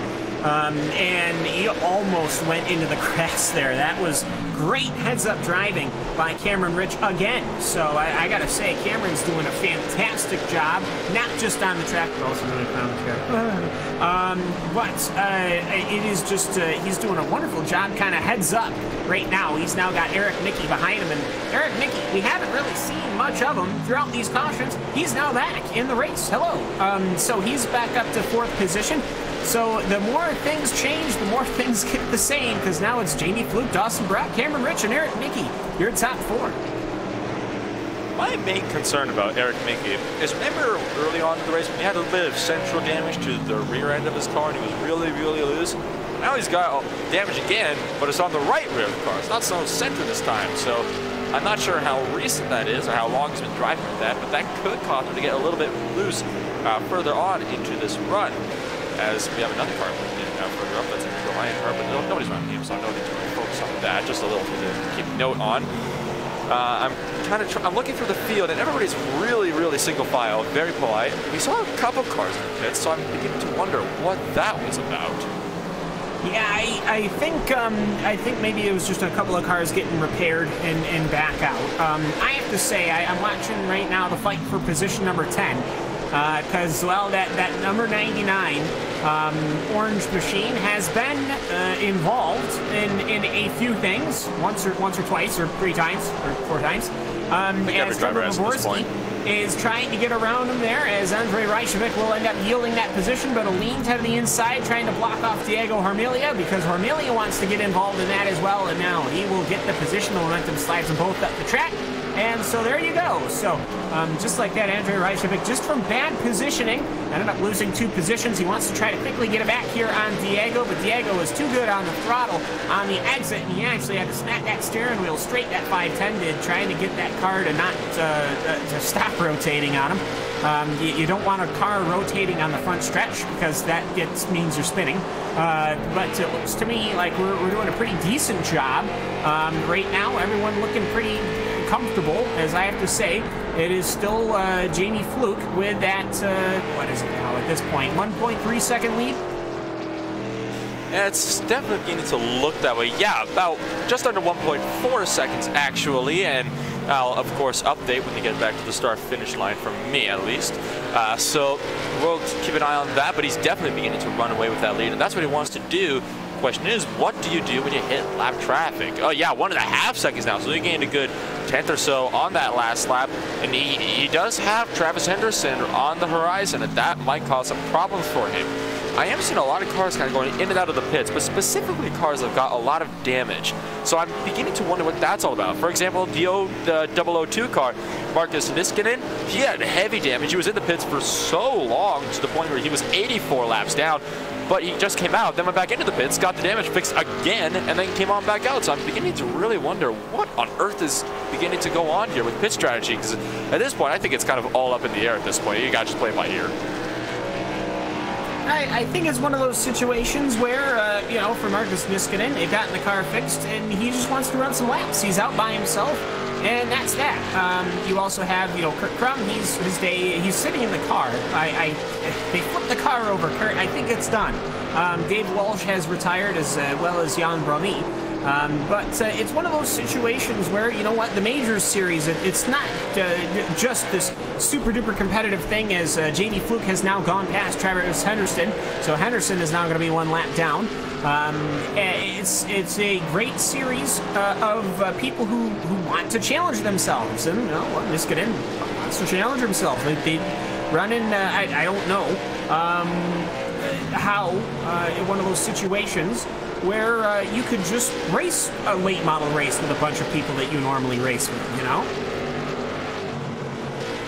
Yes, definitely indeed. We are beginning to see Pete Herod kind of go back and forth with positions with Andreas Robertson, so that could be something we can watch out for. Remember, Pete Herod, I believe, is one of the top championship contenders. He's got to finish anywhere within the top 10, I think, if I'm correct on that one. Yeah, and I just looking at Cameron Rich, he had to do some dancing, some super duper dancing to keep that car from not catapulting itself into the outside wall. So Cameron, his car is getting just as loose as Eric Mickey's was. So maybe it's just a bombshell thing where the cars are just getting that loose, because I don't think these things are fixed. No, they're not fixed setups. So. They certainly have brought their own setups to the table. And what? Whoa! We got Travis Henderson and Trevor Vorsky both getting incredibly loose coming off of turn 2, just about dooring each other on the back straightaway. Henderson running an extremely wide line, and he is going to be.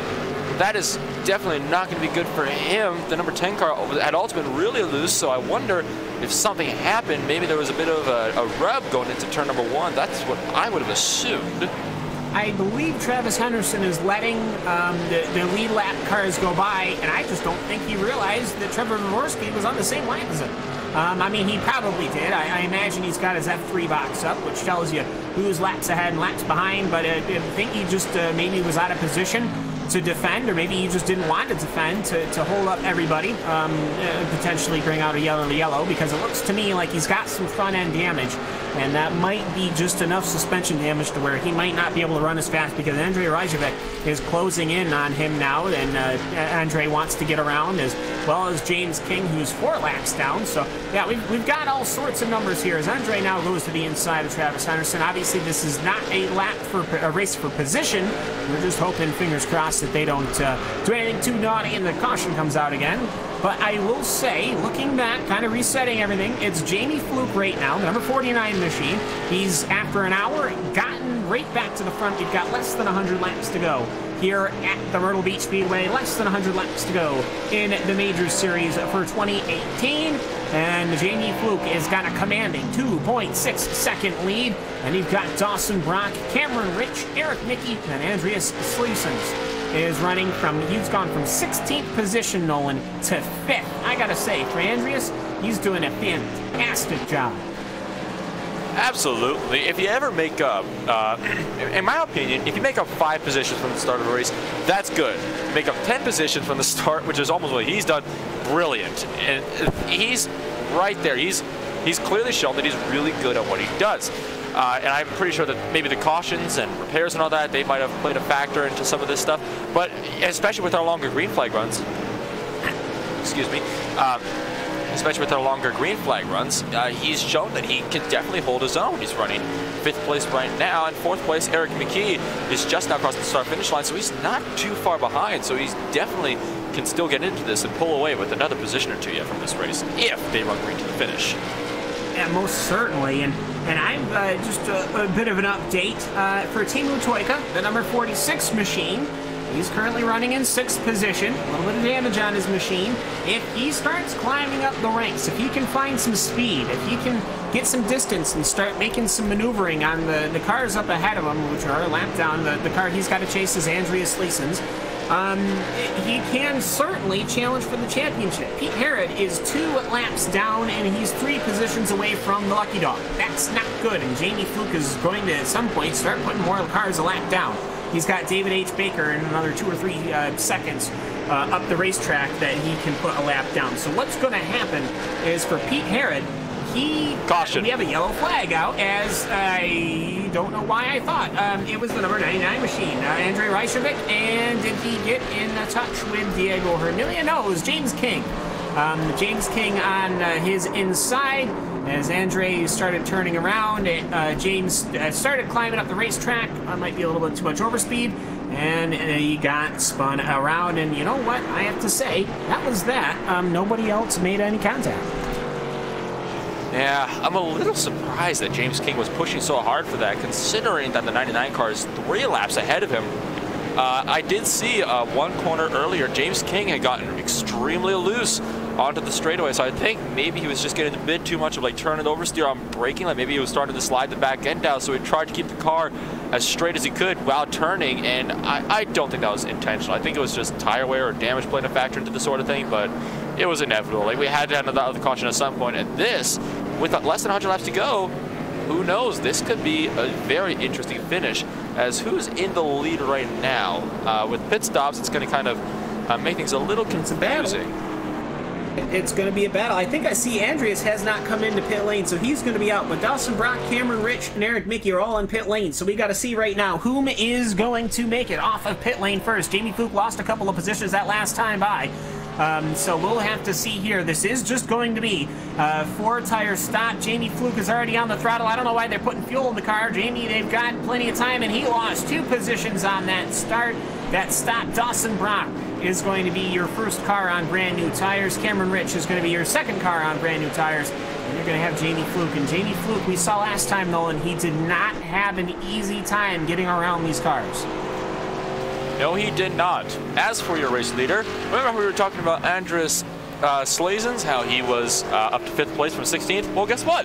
He's in 1st place now because of all those cars pitting. He did stay out, so that could affect his restart, but he is 1st place right now for the time being, so that's got to feel very, very satisfying. Good 15 positions up from where you started. Always a good memory. Yeah, always good times. The thing is, though, is that car already was sliding around everywhere. His fast laps he was running was right in the high to mid-19s, which people on brand new tires are running very low 19s. We'll have to see here, as we'll have to wait for, I believe, this next time by. They're going to do the official wave around here, and everyone's going to start getting themselves slotted into proper positions. And Nolan, it's starting to get to that point where we have got, what is it? So we're at 167 out of 250. It's one of those situations where you got to start wondering, perhaps, if we can get a good green flag run going, if we could go straight to the end, and what that could mean for this race. At this point, it's all up in the air. I would think that maybe these guys might have to come in for one more tire change. It might be a good idea to, if you get another caution, a good 30 to 40 laps from now, it'd be a fantastic idea to go in for pits again. But I'm just thinking here, it could be very interesting. Oh, whoa! Andreas Sleesons gets a really early jump on the restart, and that was fantastic maneuvering by him to get right up there. The question is, how long can you hold on to that? You can already see he's already losing that speed, as Cameron Rich has caught right up to him, and close behind is Dawson Brock and Eric Mickey, who are fighting for 3rd. And already a hefty little bump, not a shot, just a bump, as Cameron Rich is able to get onto the speed. He's got the inside positioning, and for Andreas, I think he's now regretting seeing as basically everybody except for him came into pit lane to get tires. I think Diego might have also not come in and gotten tires, but he's way off pace. So for Cameron Rich, he's now bolstered himself up to that first position as Dawson Brock is running in second. Eric Mickey is running in third now. Andreas Silesons, he is just sliding that 292, looking for grip anywhere he could get. Timu Toika's running that inside line, trying to get the inside of Jamie Fluke. So great racing here. Andreas is holding his own on his outside, but for Jamie Fluke, I would almost just give up on chasing Timu and just slide in behind him, get by Andreas, and then redo it and kind of reload here and get ready to go. That's exactly what he's going to do. He's going to focus on getting past Andreas, and that's, I think that right there shows you everything you need to know, whether about you need to come in and get tires and whether you need to stay out. Oh my goodness, Jamie Fluke it was close a couple of times there. Like I saw Jamie Fluke thinking about pushing them 3 wide a couple times actually. I think 2 or 3 times throughout the course of this restart. And he did manage to, luckily, the sensible side kicked in and he managed to get in behind Team Troika. Because think about it, like, yeah, we're in the late stages of the race, but you still got a good 76, 77 laps to go. Oh no, Team Troika is going to go around and somehow manages to hang on to that. And that gives Jamie Fluke a fantastic position. Beautiful save on behalf of Team Troika. We don't need Scandinavian flicks here. I know he's finished, but come on, you're killing him. He had to flick that car around through the corners, and Jamie Fluke, well, that's an easy position, I have to say, as I believe that my spy of my little eye, that being the number 7 machine of Kurt Crum. Don't know how well that's going to work for him, as he's doing about 60 miles an hour. I'm going to say he's probably going to have to bring that back down to the pit road. But you know what? For Jamie Fluke, he's now got the space. He's got to chase down Eric Mickey. He's chased him down before. And for Cameron Rich, he has not done what Jamie has been able to do, and that's break away from the pack. I think Kurt Crumb's got some sort of problem because he's really holding that inside line, and he's really slowing up here. Does let everybody by without incident, but I think that was under order of the race director. But that was a little strange. So I was thinking of something could possibly have a problem. I think we got somebody else somewhere though, because the race director is trying to get a driver to stay high and let the rest of the field by. I'm trying to find out as to who that might be. That's Sylvian. I believe that's the 17 machine. So won't be. That's way in the back of the field anyways. So don't worry ourselves too much about it. They'll get themselves sorted out. But for right now, Cameron Rich, Dawson Brock, Eric Mickey, Jamie Fluke, and Timu Toika, your top 5. I don't know where this puts Timu Toika in the points standing, as apparently it's only plus 17 for Pete Herod right now, because Pete is running. He's the first car 2 laps down. He did stay out that last time by, but for Timu Toika, the higher he climbs, the more point paying it's going to be. So Timu Toika, if something were to happen up front here, Nolan, he certainly could. We could have some sort of grandstand championship point finishing season here for the entirety of the Major Series. Now, this is where the points can really come into question here, is at this point in time, where does Timu Toika have to finish if he wants to win? And where is Pete? Because he is one of the other drivers that is fighting hard for points. Remember, if Timu Toika, I believe it was, if Timu Toika wins this race, Pete has to finish no lower than 10th place to hold the championship title. And I think it's safe to say that I don't believe Pete is in 12th place, so right now Pete is outside of the top 10. However, Timu Toika is not in first either, so it could be a real question as to what is going to happen, as Jamie Fluke is finally managing to get around Eric Mickey on that inside line. Mickey trying to hold that outside line on the straights, but he's just not going to be able to have the speed to get it done. Jamie Fluke moves up to 3rd place. Yeah, Eric Mickey does do a bit of an over/under feint type thing. Nothing in it though, as Dawson Brock is going to now be the next target for the driver of Jamie Fluke, as we have got 66 laps to go here at Myrtle Beach Speedway, here at the Majors Series, the European split. Of course, I remember that our buddies over at LSR TV is going to be doing the Atlantic split, and I think they already did the international split, and so a total of 4 splits. This is, of course, the European one. Either way, it's all taking place in South Carolina, relevant to the splits.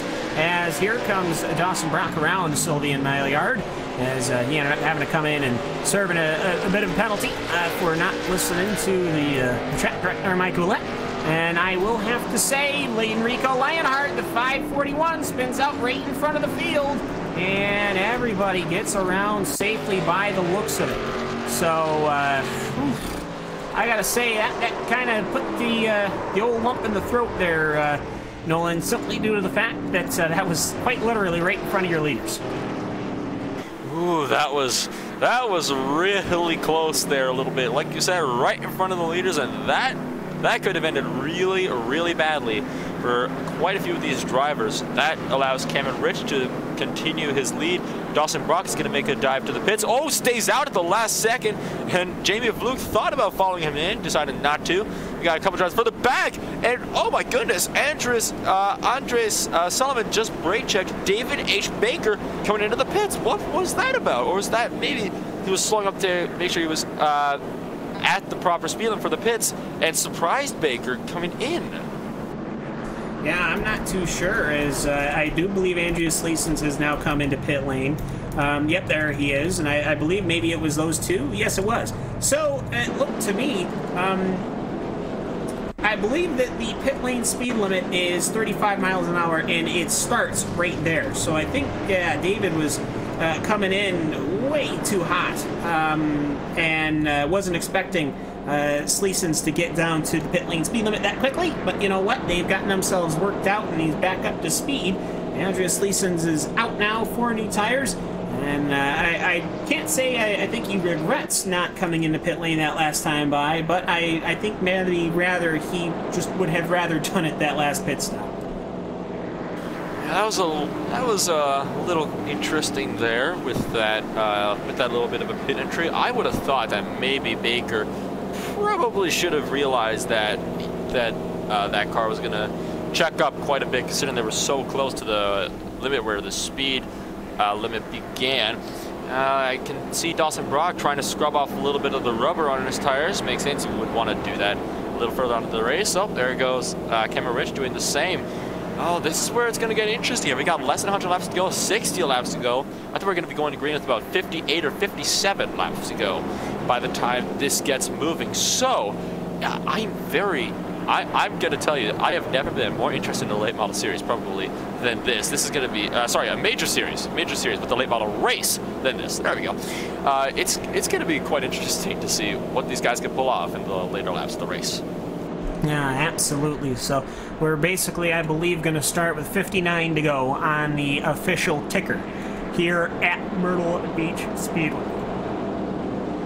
So under the lights here at the South Carolinian Circuit, this is, of course, the .54 four-turn oval speedway that is Myrtle Beach Speedway. 65 degrees on the air, 68 degrees down on the track. Lights are out on the pace car. You're watching the major series round of 14 season finale. A Myrtle Beach 250 laps of late model action here on RaceSpotTV. I'm Cam Walsh. That's Nolan Rempel. That's Hugo Louis, and we're getting ready to go green once again, as it's Cameron Rich who's going to be taking the green with Dawson Brock his outside, and Jamie Fluke, the hotshot, on that inside line in third position. Green flag is in the air, and Cameron Rich has got a wonderful start, but here comes Jamie Fluke on that inside line. He gets the grip, and he should be able to, is he going to cut the nose off of Dawson Brock? That he does. He cuts the nose off. That puts Jamie Fluke into second position. He's only got one more to reclaim his lead.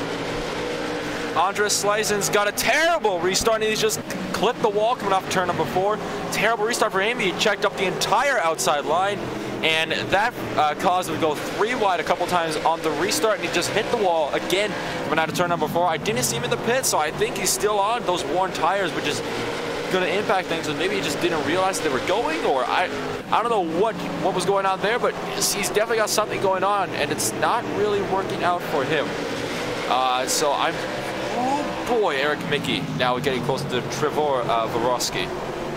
Yeah, and for Trevor, he's now right now working on the back of Timu Toika. That might put Toika another position down, as Toika's running in 4th position right now. He wants to keep that going, and Andreas Silsons did get 4 tires. That he did come into the pits during that pit lane Of course, he was the one that took the nick from the pilot of David Baker.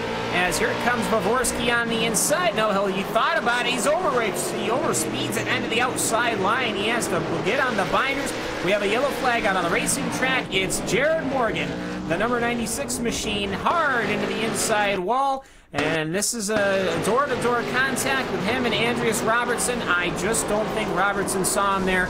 And for Jared Morgan, that's very unfortunate. I know he was happy to be here in that late model car, and he's basically run every single major series race for the last year and a half-ish. So very unfortunate incident for the both of them, Nolan. I just don't think he saw him. I'm not sure what to think about Andreas Robertson, on the other hand, on that caution. Yeah, it was door-to-door, maybe didn't see him. However, if you look closely at that replay that we just had up on your screen, you'd see that Robertson didn't actually lock up the brakes. Actually almost looked like it threw it into reverse and backed back up onto the racetrack, and that's what caused the massive pileup on the outside wall. So, not quite sure what to think about that, but he clearly didn't hold the brakes, as most drivers might want to. So, I don't know what to think about that one.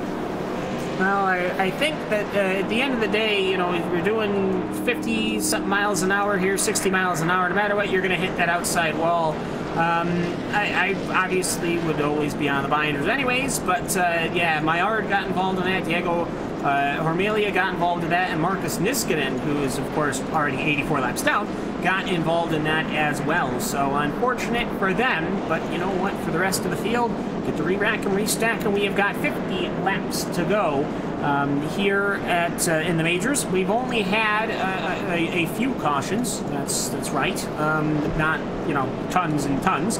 But you know what? It's late model racing. We've seen a lot of incidents, Nolan, where it's just one car nipping another car and sending them around, which is unfortunate. But you know what? This does happen, certainly. So right now, as we run, Pete Herod would be the winner of the championship if it stopped right now. But it doesn't. You've got 50 laps to go, Nolan. 50 laps to go, and keep in mind, the laps, like you said, they're only about 19 seconds, but still, 50 laps here, it's still quite a bit of time considerably to make something happen. The question is, can Teemu Toika work his way up to the first position? Because remember, if Teemu Toika wins this race, he would have to finish in the top 10 to keep the championship. And right now, Pete is in 11th place. So, theoretically, if Teemu Toika gets first place and Peter does not work his way up at all, that would mean that Teemu Toika would win the championship, not by much, but he would. However, I think that Peter can still work himself up there, so it's really going to be down between these two drivers as to who will decide this championship title. Yeah, and if Teemu wins, it would be +1 in his favor. +1 single measly point. Now, I'm just going to throw this out there. Teemu Toika has not really had a fantastic race. He's been cut and razor with everybody, basically. The lights are out on the pace car. We're about to go back to green. The only way Teemu is going to win this is if something happens to the cars in front of him, because I don't know if he has the speed to keep up with Cameron Rich, Jamie Fluke, and Dawson Brock, as we are green once again. And here we go. We have got 49 laps to go, and we are green here at Myrtle Beach. I think if Andrew Brock manages to, if Dawson Brock clears Jamie Fluke, or maybe if they take each other out and Teemu Toika somehow managed to avoid that, it could be much better for him, as Toika gets really squeezed up there into, oh my goodness, Travorsky just about squeezed him in there. Andreas Robertson has just retired from the race.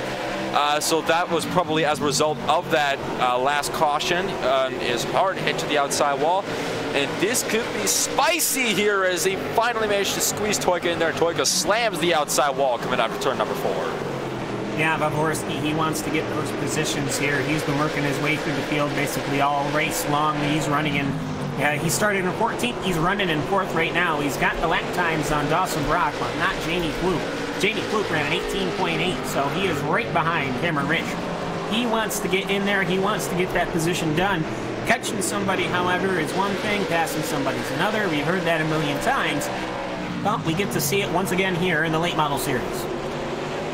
And you can run away as much as you want to try to catch up to the guy in front of you as much as you can, and you'll have a piece of cake getting up there. But once you get to that driver, it's just as we talked about earlier in the race. You got to be right on the bumper to really be able to make it work, unless you want to go for the bump and run, as Eric McKee managed to get his way underneath Teemu Tuikka. And I'm beginning to believe your words that maybe Tuikka just doesn't have the speed he needs in order to hold off the win. At this time, I am actually believing that it could be Pete Herod, who has held 11th position in the entire race. And I think this championship is his for the taking at this rate. Yeah, most certainly. And the points is certainly favoring Pete Herod, as right now Jamie Fluke is starting to look to the inside. He lets it hang to the inside line here. He takes a little bit of the apron. He's got the inside of Cameron Rich. Rich can't cut the corner off from him. And here comes the number 49 machine, the Apex Racing UK driver. He's run to the inside line, but Cameron Rich, he's just too strong on the exit 3 and 4.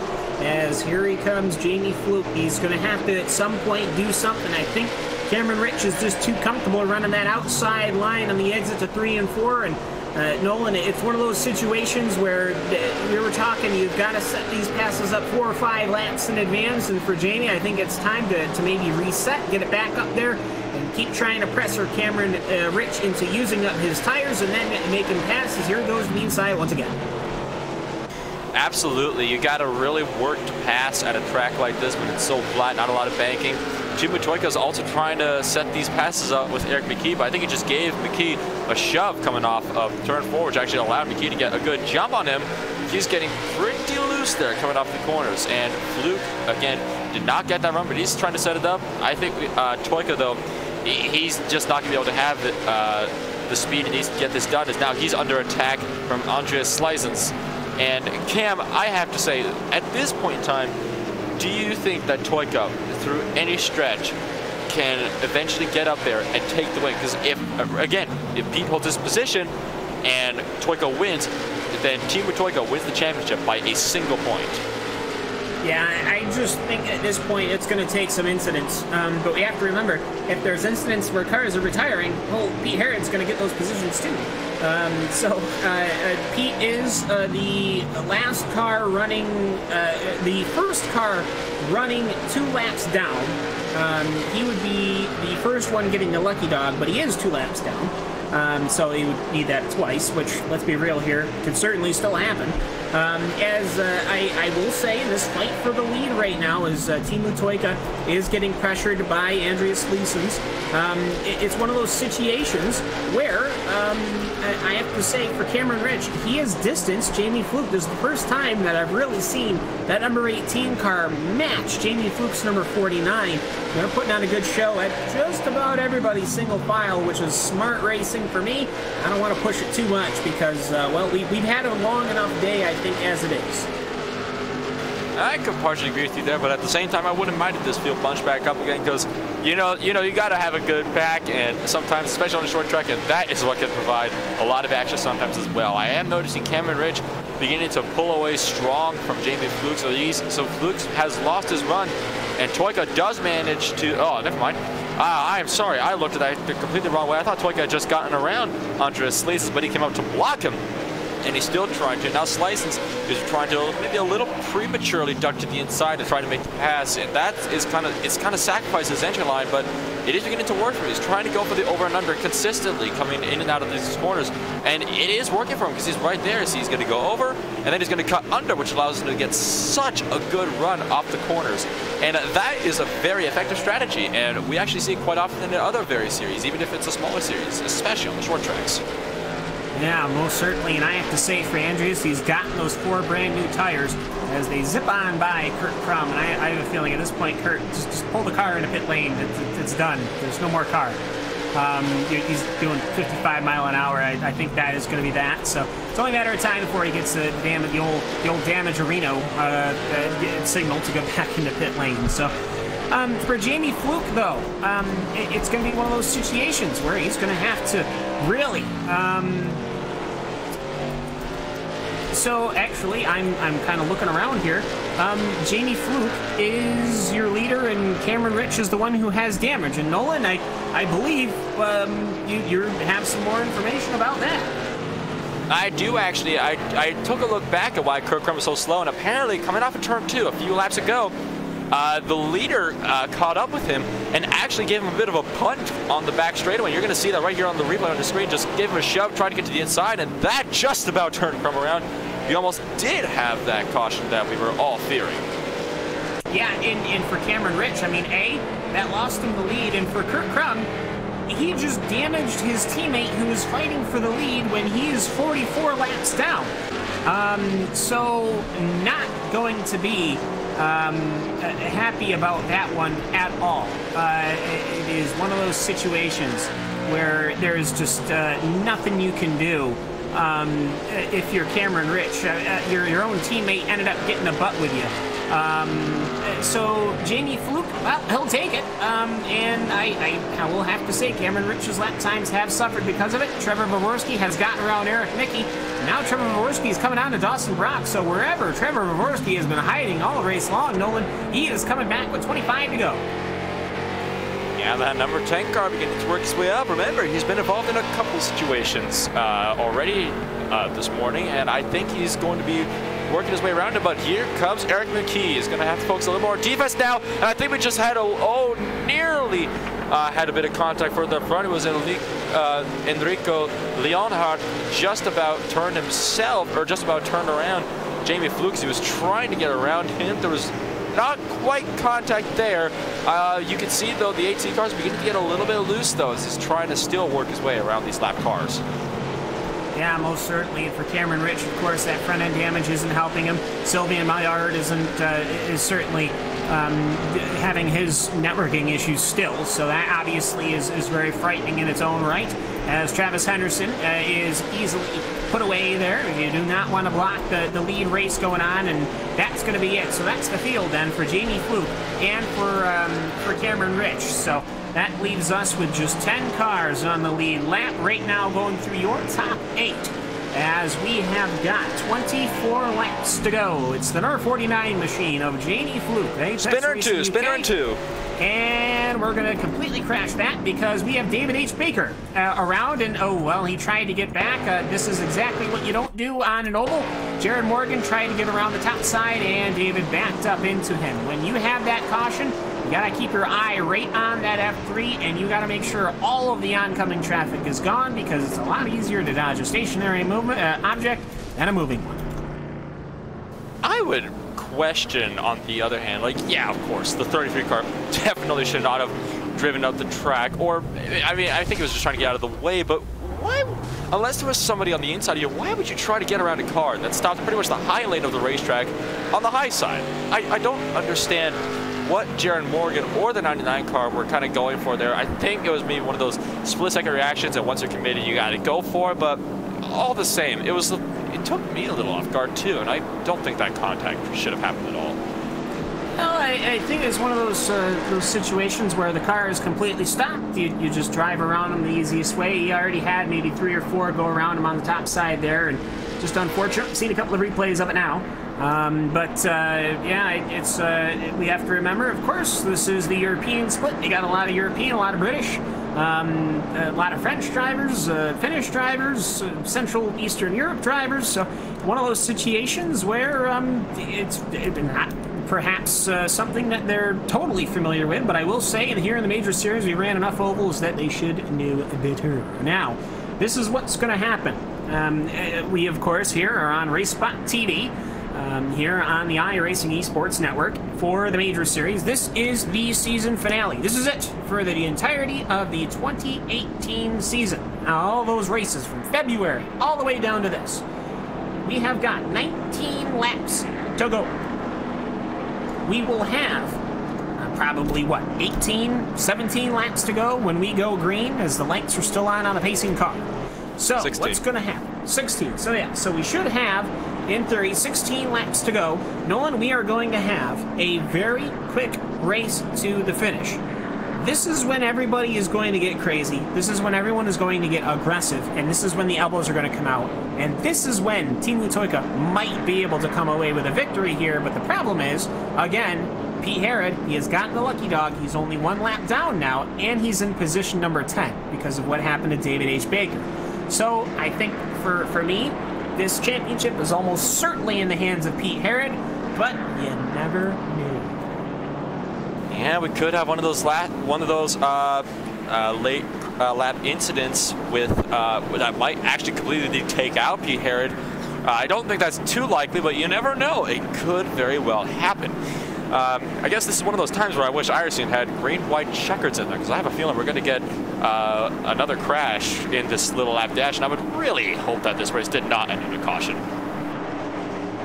Most certainly, and I have to say here, lights are out on the pacing car. It's already in the pit lane. Hopefully for the last time today, Jamie Fluke is out and away. Cameron Rich is covering from Dawson Brock here. He wants to cover that real estate. He does not want Dawson Brock on the inside. He's going to give him a shot, and Cameron Rich will be able to recover that. Takes the momentum from Dawson Brock. He is still up ahead, and he parks the car on the inside line. Cameron Rich does. So Dawson Brock has to back right out. He parks at the outside while Eric Mickey goes to the inside past the starter stand, past the checkered. And that will bring out the yellow, unfortunately, because Eric Mickey, I was going to say, I was hoping that they weren't going to be bringing out the yellow for that, but unfortunately, they had to. So, well, unfortunate there, Nolan. Actually, they didn't bring out the caution for that. It's on your screen right now, but the 10 also spun in the middle of the track in turn number 2. That's why the caution was really out. I see. So, well, much more understandable, I would have to say. That's the reason why the caution has come out. Unfortunate still, nonetheless. This means we are now going to have probably 9 laps to go, so we're going to have just a straight-up shootout, Nolan. Yeah, it could be a straight-up shootout. And if they restart like they did this time, and we get another caution in the middle of things, that could make it even more interesting, because that means it'd be more like a 4-3 lap shootout or something. That would definitely be a sight to see in the late models, and with the late models here, because you really don't see those last lap shootouts all too much. So this will be a very, very entertaining finish, and I seriously hope that they manage to keep it clean for the remainder of this race, because 10 laps to go. It shouldn't take them more than what? I'm thinking 5 minutes. Shouldn't take them more than 5 minutes to complete the race once they get green flag racing again. And I think we're all hoping at this point. We've had so many cautions. We're approaching, I think this is caution 16, or I think it's 16 or 14. One of those two. I've been trying to keep count. I kind of lost count about the halfway point of the race, though. Yeah, I don't know either. I never really seem to keep count, unless it's like 1 or 2. So, well, hopefully we will not finish under yellow. That would stick. Hopefully what is going to happen is we're going to get a dramatic finish, and we're going to shout a bunch. We're going to have a good time. We are, I'm not going to crack open cold ones with the boys, because we don't do the whole alcohol thing. No, don't do the whole drinking and the racing of the cars. That's a no-no, even online. So anyways, right, so let's get ourselves re-racked and restacked. Here, we have got Jamie Fluke. Jamie Fluke has been dominant as far as the car speed goes. He has not had the positions, however, to pull away. Right now, though, he is going to be in the leading seat, the position here. He's going to be able to basically get away from Cameron Rich unless Cameron Rich does something very risky. Cameron Rich is going to be defending from Dawson Brock. Dawson Brock is going to be defending from Timu Toyko and Andreas Leesens. Everyone is going to be on old tires, Nolan, and oh, by the way, there's only going to be about 9 laps to go. So I have a feeling things might get testy out there. One thing that I actually just took it to note, Pete Herod is back down to position number 11, and I don't believe he got the lucky dog, because he's still a lap down. So, Timu Toyka is in 4th place. Can he work his way up to the lead and somehow pull away with the championship lead? Now that, my friend, would be a dramatic finish there, and that is something I actually really love to see. It's one of those situations, you go back and forth. Every single position, every single point counts. The lights are off on the pace truck, or the pace car. Is it for the last time this season? Let's find out here on RaceSpotTV and the iRacing Esports Network. It's the Major Series, perhaps for the final time. Jamie Fluke takes the green flag, and we are green racing here for the what is going to be a 9-lap shootout at Myrtle Beach Speedway. Dawson Brock was bump drafting Jamie Fluke a little bit at the start there. Looked like he was trying to get the jump with him. Didn't quite work out. Cameron Rich, though, cut down right in front of him. Has become 8 laps to go now in the iRacing Major Series. Timo Toika working that outside line, but it doesn't look like he can get there. He's pinned on that outside line. Oh, Dawson Brock is really loose, though. That will allow Timo Toika up into 3rd place if he can get it done on that outside line. I don't think he can, though. Trevor Vovorski, the number 10 machine, he went hard to the outside wall, and courtesy of the number 99, Andrei Reichovic, finding himself there. I'm not sure about that one, because I think Trevor Vovorski should have seen perhaps that car was outside. He had been outside that entire time, and I think Trevor just wanted to maybe cut off that nose and clear the position that he wasn't clear to. So I know that we've given a lot of bahoha to that number 99 machine, but you know what, though? I think Trevor's just a little bit impatient there, as that is going to basically mean we are going to have, what, a 3-lap shootout, you think? Yeah, 3-lap shootout, but that caution was just completely silly. That should not have happened. The 99 should have seen that Trevor was there. I don't know if his spotter was telling him that he was there, if he thought it was clear. If the spotter said that he was clear, it would make a lot more sense. But I mean, if the spotter's telling you the car's on your inside and doesn't see you're clear, don't go to the inside. Just wait. It's better to like lose a spot, than end up turning somebody else and risk getting black flagged for avoidable contact, that sort of thing. But I'm thinking 3 or 2-lap shootout. So remember how I was saying literally about 2 minutes earlier how it'd be nice if we could get like a 2-lap shootout. That might happen if they restart the way they did. Well, my words are coming true, it would seem. It is, but this is going to be big news here. Pete Herod finally is back on the lead lap. We have had so many cautions that he's able to get the lucky dog enough to where Pete is on the lead lap. He is in 11th position. He is going to be starting behind Trevor Vovorski, and if Vovorski is damaged as much as I think it is, Pete should be able to get around him. And Pete has basically had a clean car for the majority of the day. He should have newish tires. So I will have to say, I imagine Pete is probably going to move up a couple of positions, which is going to put Timo Toika in a pretty bad spot. But you never know what can happen here. And we have to remember, at this point, if the yellow comes out, the race is done. It is kaput, right when the caution is called, not a race back to the checkered flag. So this is what's going to happen. We're going to have Jamie Fluke. He's been the hot rod all day. Cameron Rich is outside. We're not going to see the dramatic moving from Dawson Brock. Dawson Brock has had fantastic starts, but he is going to be starting on the outside. Timo Toika is going to be the one starting on the inside, Nolan.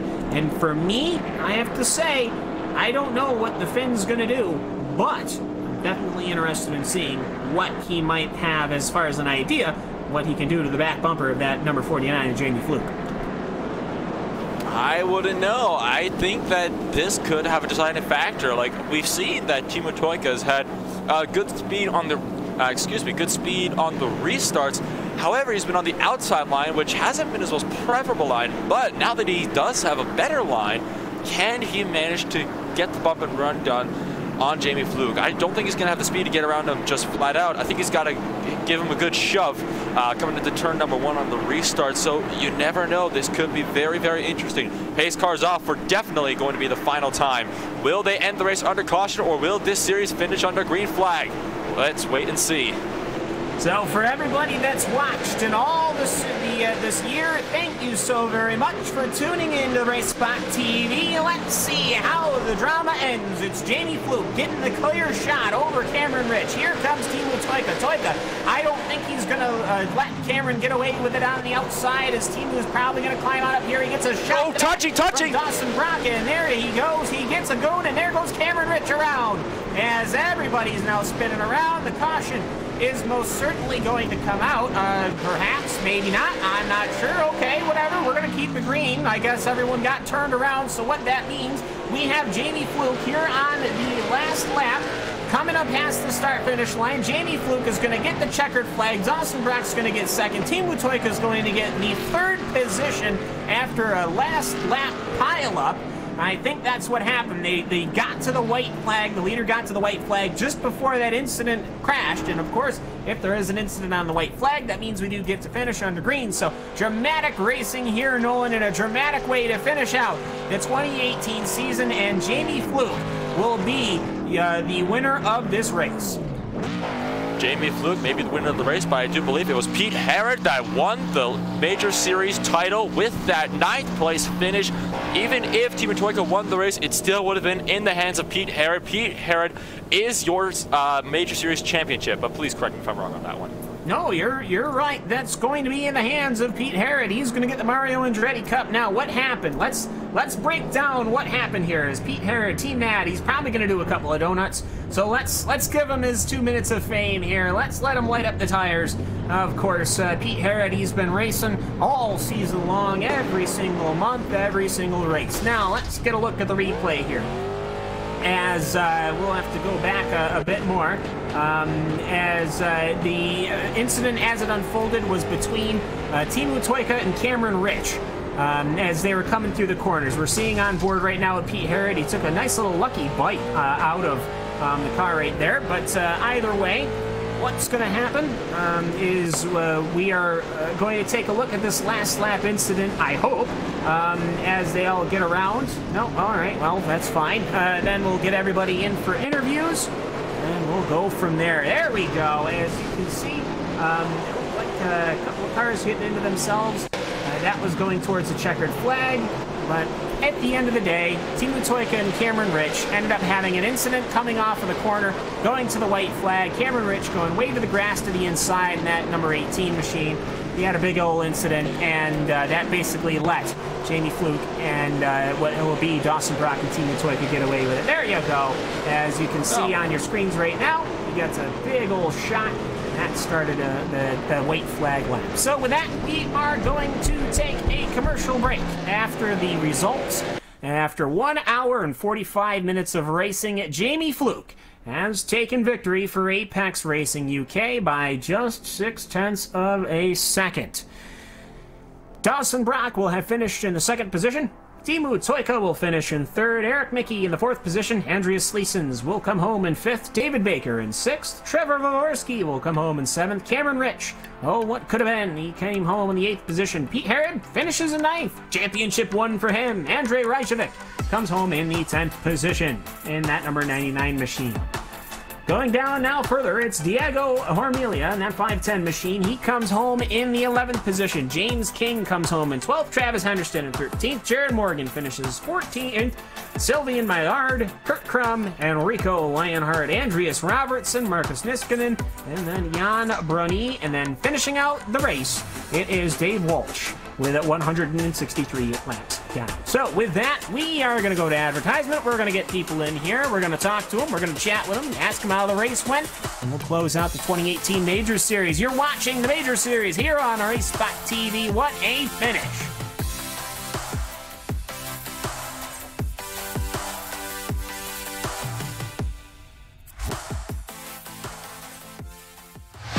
To the front bumper, and he hits him again now.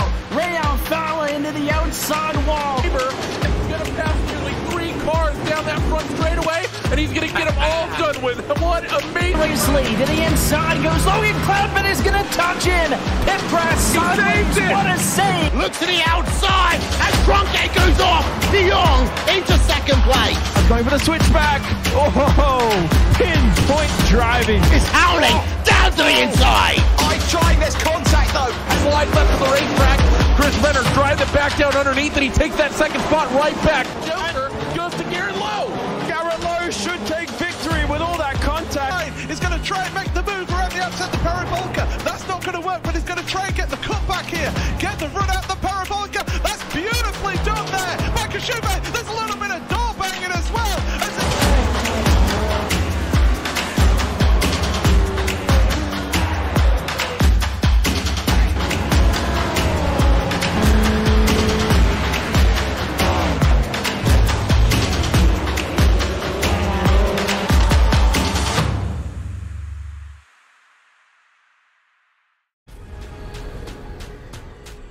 The most realistic online racing sim ever made.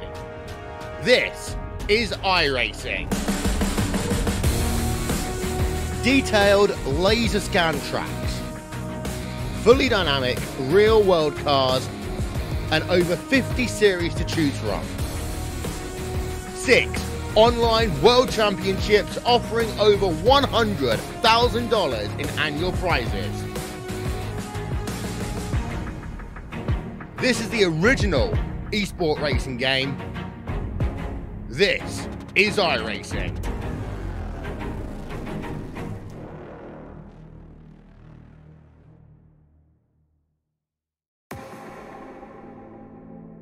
And for the final time, we bring it back here to the commentating table. It's myself, Cam Walsh, joined by Nolan Rempel and Hugo Louis, the stalwart as always, here with the finale, the final round, number 14 of the Major Series, the Myrtle Beach 400, has been completed. Jamie Fluke, after an hour and 45 minutes and a lot in between, has come away with a checkered flag, and he's still partying because he still hasn't shown up. Then you've got Dawson Brock, Timu Toika, and Eric Mickey, your top four. Pete Herod came home in the 9th position, and as such, he has won, as that says the Bathurst 500. This is not the Bathurst 500, but we'll take it. There we go. We fixed it. We fixed it. So, anyways, there is the driver of Jamie Fluke, the Apex Racing UK driver. Let's get him in here right now, and we'll say, first off, Jamie, congratulations. I didn't think an Englishman could be quick in a late model, but my goodness me, you had a hot rod under your feet, and you were absolutely wheeling that thing today here at the Myrtle Beach Speedway. Take me through it. Yeah, thanks. I don't even know where to start. I've never raced the car before, so I was sort of giving it a bit of a wing, to be brutally honest. Quite lucky that I think I built a fairly good set. The car was really good under me. Yeah, and luckily I had pace on the guys around me, so when it came to the crucial times to make moves, I had just about enough under me to make moves happen. So yeah, pretty pleased with that, not gonna lie. Yeah, and we're watching right here the replay of the bombshell, as it was. Cameron Rich was ahead of you. He seemed like he was just able to get ahead of you, and he was able to keep the pace. He ended up colliding with Kurt Crum, his teammate, and that gave you the lead. I mean, kind of take me through that, because that was pretty much the decisive moment, as it was, with the last time you reclaimed the lead. Yeah, that was a crazy sequence of events. I'm not quite sure what happened exactly in terms of maybe communication between them guys, but they definitely got it all wrong. Up to that point, I had a few nibbles up the inside of Cameron, and I just couldn't quite make it stick like I had earlier in the race. I think the bottom line, which I've been running the whole way, just wasn't quite as strong maybe at that point, and the higher, more arcing line that he was taking was starting to pay off a little bit for him. So I was really struggling because my car couldn't do what his car was doing, and I guess vice versa, but it was working out for him.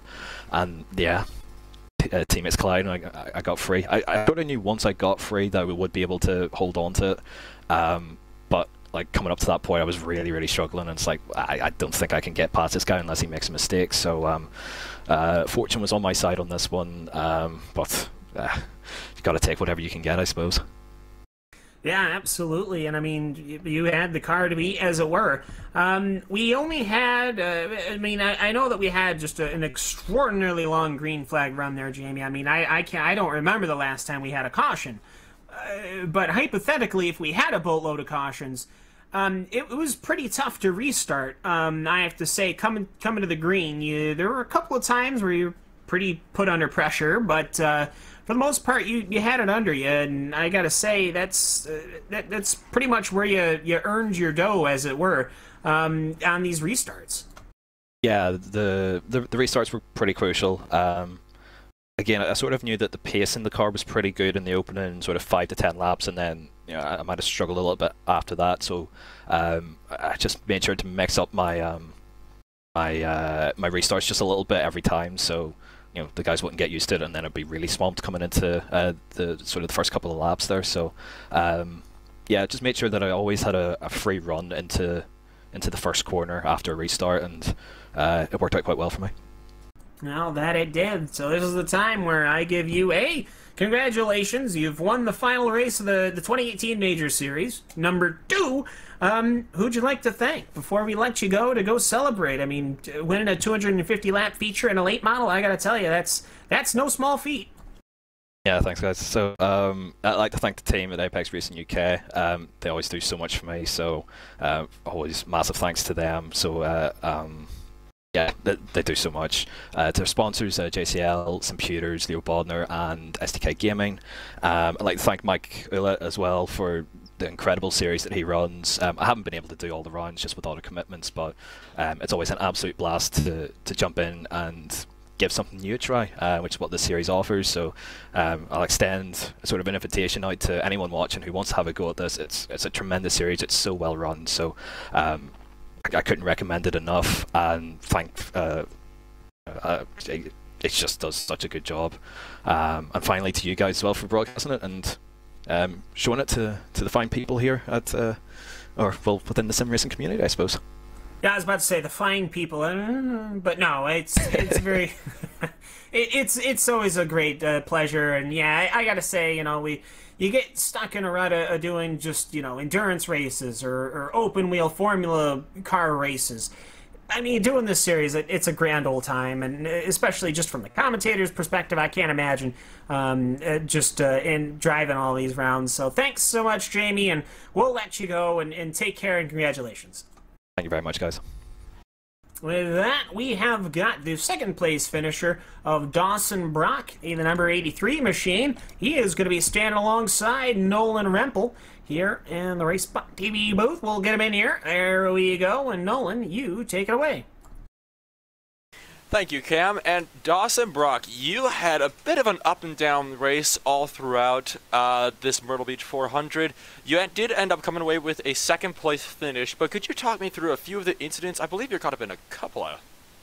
I avoided the big problems. I mean, you look at my teammates; they definitely got into a little more trouble than I did. So I was fortunate enough to avoid some of the stuff. Let's see. I mean, we can go back to where I got into the wall and then Trevor, he came down to the inside and got into it with Mickey, Eric, and just pushed the car a little bit too much there, got a little pressure and made a mistake to hit that wall, and he avoided me and went after, and then got turned into the middle. Then the next one, I'm trying to think what else I know on one of the restarts, me and Cameron, it looked like Cameron came down a little early and he wasn't too clear. After I was starting at 30, he was up at top in the second position. It's short track racing, a little bumping, a little here, a little there, so I'm not too upset in the end. It worked out.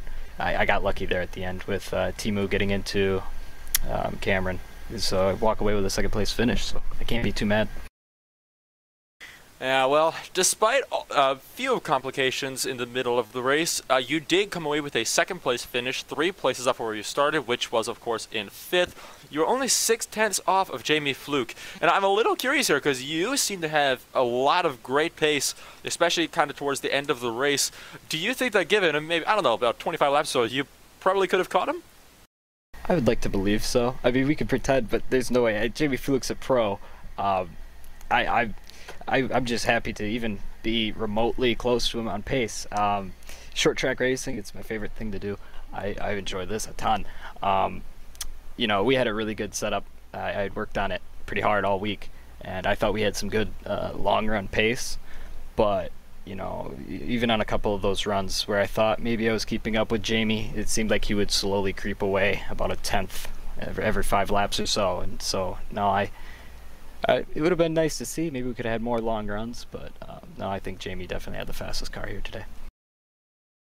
And before we let you go to celebrate with your team, do you have anybody you'd like to shout out today? Yeah, just my team. Getting me here is, I wouldn't get to this point in the season. I don't know. I don't know if you guys paid attention, but we got a sportsman split championship right now. I was able to clinch that just by rolling the car off the hauler. I wouldn't have even got to where I was without their help. Cordell Cologne, Josh Wolf, they both weren't able to race today, but they made some pretty good setups throughout the year, and it helped me get a consistent car to get the championship. So yeah, I want to thank all my teammates. And congratulations to you for your Sportsman Championship. That was Dawson Brock, ladies and gentlemen.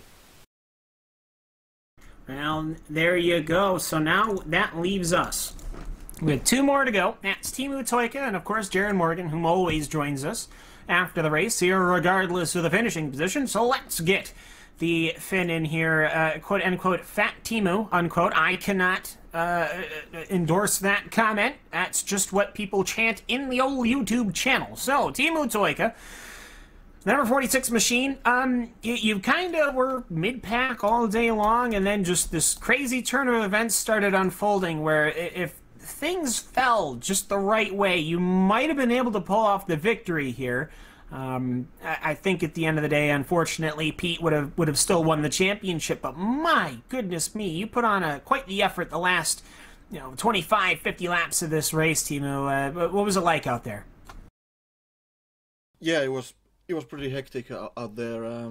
I expected it, having raced a few short tracks in my day, and I just had to give it my everything. I knew Jamie and Dawson and Cameron were all really fast drivers, and everybody else in the top 10. But I just had to, on those last laps, I had to really give it everything. The guys wouldn't give an inch extra or anything, and it was really fun battle. But in the end, it didn't really matter, because I calculated that Pete would have to finish 11th if I won, but it would have been enough if I hadn't wrecked half the field in the last lap, so I apologize for that, but I did what I had to do. Well, and it all comes down to running late models here at Myrtle Beach, but this entire year has been just dramatic. We have raced everywhere. We've raced every type of car. You won at Bathurst to put yourself in this position, but I mean, just take me through this entire season. It's been a crazy, it's been a fun season, and I gotta say, it certainly has been good. Yeah, definitely one of the most fun series is out there, and I really enjoy the variety of tracks and cars, and I think it really suits me pretty good. But just starting out with the Camel Combo in Daytona Road to here Myrtle Beach, I've had a lot of fun. I can't be sad from this from losing the championship like this, but maybe it'll hurt a bit tomorrow morning, but maybe I'll get over it. Yeah, most certainly. I mean, anyone that participates in this series has got to be picking up all sorts of different skills, all sorts of different the different racings and the different cars and everything like that. And with that, I gotta say, the floor is yours. Anyone you'd like to give a thanks to, anyone you'd like to give a shout out to, of course, as always, as customary here on RaceSpotTV. And congratulations on finishing third, and congratulations on finishing second in the championship. I know it's not what you wanted, but you know what? It's still a darn good finish. Yeah, first of all, I'd like to congratulate Pete Harrod for the championship. He did a impressive season out there, and I'd like to thank my team Bushfink, and my teammate in the series, James King, for the amazing support and everything they've done for me.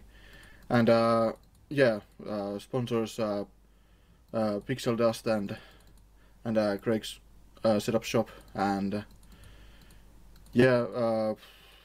everyone, Michael Lett, for an amazing season, and hope we get at least as interesting season next season and or next year. And you stream team for this broadcast throughout the season. It's been amazing to watch the broadcast afterwards, and thank you everybody. Most certainly, thank you. And no Jake Sperry today. He's doing the Sports Car Open, but it's been fun, of course, helping him do this, and of course Nolan helping me here today. But either way, Timu, thanks a bunch, and I'm sure it won't be that long before we see you again. So you take care. You too. And with that, we have Eric Mickey. He's in that bombshell machine. He ended up finishing up front. He was the first finishing bombshell car, which was a bit of a change. So Eric Mickey is standing alongside Nolan Rempel for a quick little interview with the number 4 machine. Thank you. And Eric Mickey, like so many other drivers, you had a fairly up and down day. However, on that last restart, coming to the white flag, you were caught up a little bit in that last lap incident, and then you ended up making a pass for 4th place in the very last corner of the race. Could you talk us through that entire lap, please? I mean, the last lap, that was the last restart.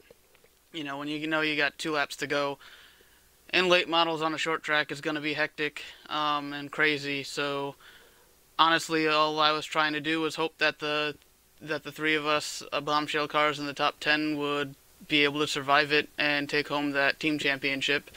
So that was all on my mind. And once I saw that Cam was able to get going again, and I saw Diego was going to lock up at least 11th place, I knew that we had that championship. So that was all that was on my mind, basically, from lap 1 today. Yes, it was of course a very hectic finish, as can be with late models with these late restarts. But how about the rest of the race? It did kind of look like you seemed to struggle just a little bit, especially in the middle of the race. You seemed to be incredibly loose around the entire track with a little bit of rear end damage. But you did, despite all of this, you did manage to hold your own. But would you say that you could have come out with a little bit of a higher finish? Are you satisfied with the performance? I think if I had ever been able to get track position, and we had a short run to the finish, I might have been able to hold off Jamie and Dawson and Cameron. But other than, I think I pretty much finished where I would have if we had mostly green flag running for the race. Early on, I did struggle with it being real loose. Made some changes in the pit stops. That really helped it. Really got better after a couple laps after a restart.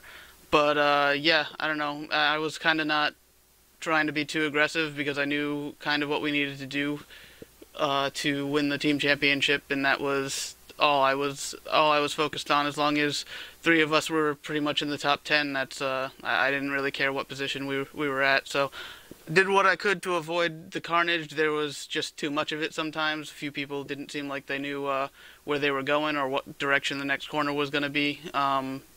So it was a little bit frustrating, but you know, it is what it is. When it comes to short track racing, the end of the season is on the line. Everybody's looking to go out strong and head into next season. You know, really hate that Cameron got caught up in some stuff at the end of the race when he had a almost, you know, nearly perfect clean car through most of it, and seemed to be the only one who could give Jamie any kind of run for his money tonight. Well, despite all the complications that you and the rest of your team had throughout the race, you all still came out with a very, very impressive performance. And before we go, first off, congratulations to you and the rest of the bombshell cars for that team championship. And second off, do you have anybody you'd like to shout out before we let you go? Oh yeah, I definitely got to go through my teammates. Kurt, he's been the huge help on the setup end of things all season long, giving us better sets than we probably thought we were going to have for a lot of these races. We picked up Marcus halfway through the season, joining us at Le Mans, and then for the rest of it, that was a huge help to us. Diego performed when he needed to get us the points we needed, and then I brought in Cameron because I knew him from other leagues and other things, and knew that this was going to be a strong suit of his, and he definitely ended up being real important for us to lock up that championship. Got to thank Kinetic Racing. They helped us out at times this year, and of course Mike and all of the people who run the majors. This is a huge undertaking, and the fact that everything went as well as it did all year just shows the amount of work and effort that they put into it. Really a lot of fun, and I'm really looking forward to next season, see what the schedule is when it's announced later today. And of course, I want to thank you guys for being there with us through all of it. And thank you to you as well, Eric McKee. We'll let you get back and celebrate your team championship with the rest of your team. Thank you. And with that, of course, congratulations to Bombshell. You guys have put out a good show all season long and had a great fight with Grizzly, and good job that you guys ended up coming away with it. But with that, we are going to go to, as customary, to our final interview of the day. The number 96 machine of Jared Morgan. Jared, the car, I see it on pit lane. As it turns out, it doesn't look much like anything anymore. It looks like somebody piled a bunch of pieces of a car out on pit lane. Yeah, not how we wanted to end this season. A little upset at a couple of the situations, but after looking at some of the replays, I understand to a point what went on.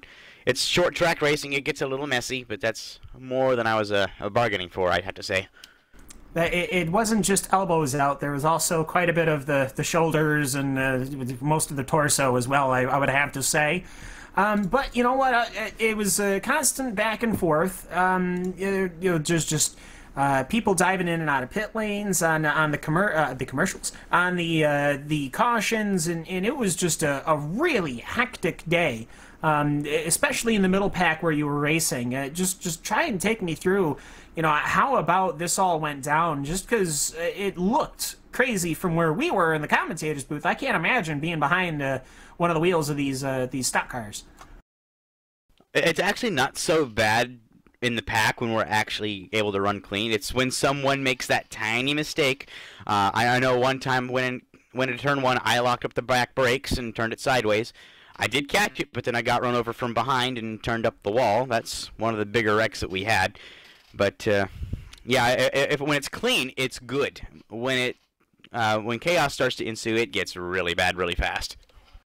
Well, bad for the drivers. I know Bowman Gray it loves this, but for the rest of us sane people, yeah, maybe not so much. But either way, looking at the entirety of the season. I mean, it started in February. It's now November. I have a baby now. I'm unemployed. So all sorts of things have happened over this entire year, and you've been in basically every single race. And I mean, that is A, crazy, but B, I mean, you've seen so much of this. You've raced so many different kinds of cars, so many different individuals, and all that. Just kind of take me through, put it in perspective of another great season here in the Major Series. It was my best so far, actually. You're right, I have started every race. 54 consecutive starts, and now I'm up to, what is it, 59 total? Something like that? Yeah, something like that. And it just before we let you go, this entire season, we've had some new things, we've had some old things, of course. Just kind of, has it been one of those seasons that you'll remember? I mean, if I can remember, I think our best oval race was probably the Silver Crown race, which was not what I was expecting. But it just seemed to me like, it's been good, fun, month in and month out. It is. And I can't say enough for my Grizzly team, Grizzly Motorsport, our parent team, and Grizzly Evolution. All had a great race. I don't know where we wound up for constructor points just yet, but I do know that Dawson, as we know, has already taken sportsman points for Grizzly Motorsports, and I'm happy to say that I have secured second in sportsman points for Grizzly Evolution. Well, there you go. So, with that, the floor is going to be yours, Mr. Jared Morgan. Anyone you'd like to give a shout-out to or thanks before we close out the entirety of the 2018 Major season?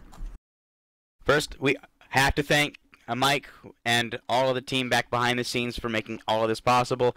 RaceSpot, GSRC, all of our broadcasting partners that make all of this presentable to everybody. My sponsors, Minis Art Commissions and Pinksy Illustrations. And I'm going to start putting Dutch scent stickers on some of the cars going into next year. You might actually see it on the doors this time. And in fact, I'm changing my number font for next year. That's what that preview's for. So, hoping to go into 2019 and do just a little bit better. Yeah, so a little bit better in the car a little less destroyed. So you'll have plenty of time to get it all built up back, and we'll see you then. And so, Jared, thanks so much for hopping in the booth with us. We appreciate it as always, and wish you the very best. Thanks for having me as always, and we'll see you next year.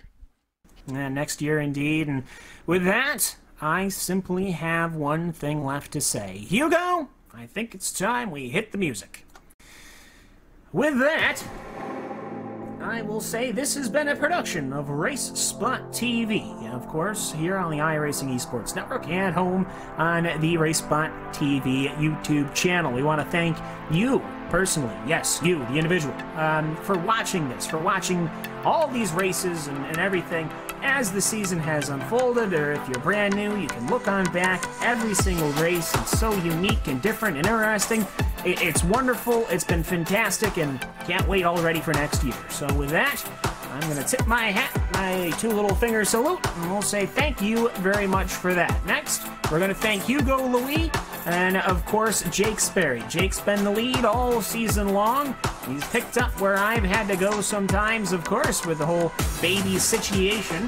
But I want to thank him especially. Jake has done a fantastic job, and I'm sure he's going to be just as excited as I for next year. Of course, and Wern Design for our overlays. Engineering, of course, for all the development and all the important and cool stuff that Hugo is able to do. And, of course, our live timing with Nick Fisson. So, and a huge thank you to Hugo Louis. Every single month, it seemed we were introducing him to a new form of motorsport. He'll get it at some point, but I mean, it has been absolutely fantastic. And Hugo, thank you so much for doing a wonderful job. And of course, I'd like to thank Nolan Rempel. I'm sure not the first, definitely the first time we've done commentary together. Certainly not the last. Nolan, thank you so much for hopping in with me and helping us out here in the season finale. And I hope you've had a good time, Nolan, and that it's been a good experience for you. Oh, absolutely. It's been a fantastic race. I've thoroughly enjoyed it, and I definitely cannot wait to do more of this sort of racing. It's by far some of the favorite that I've seen yet. Well, and I'm sure there'll be more to come in the future. But first, we gotta go eat some turkeys. We gotta go have Christmas. We gotta go through the new year. And I'm sure come February, we'll see you all again. So for everybody here at RaceSpotTV, thank you for watching. And thank you, the Major Series, Michaelette, for having us. And, well, we'll see you all later. Take care for 2018. We out. See ya.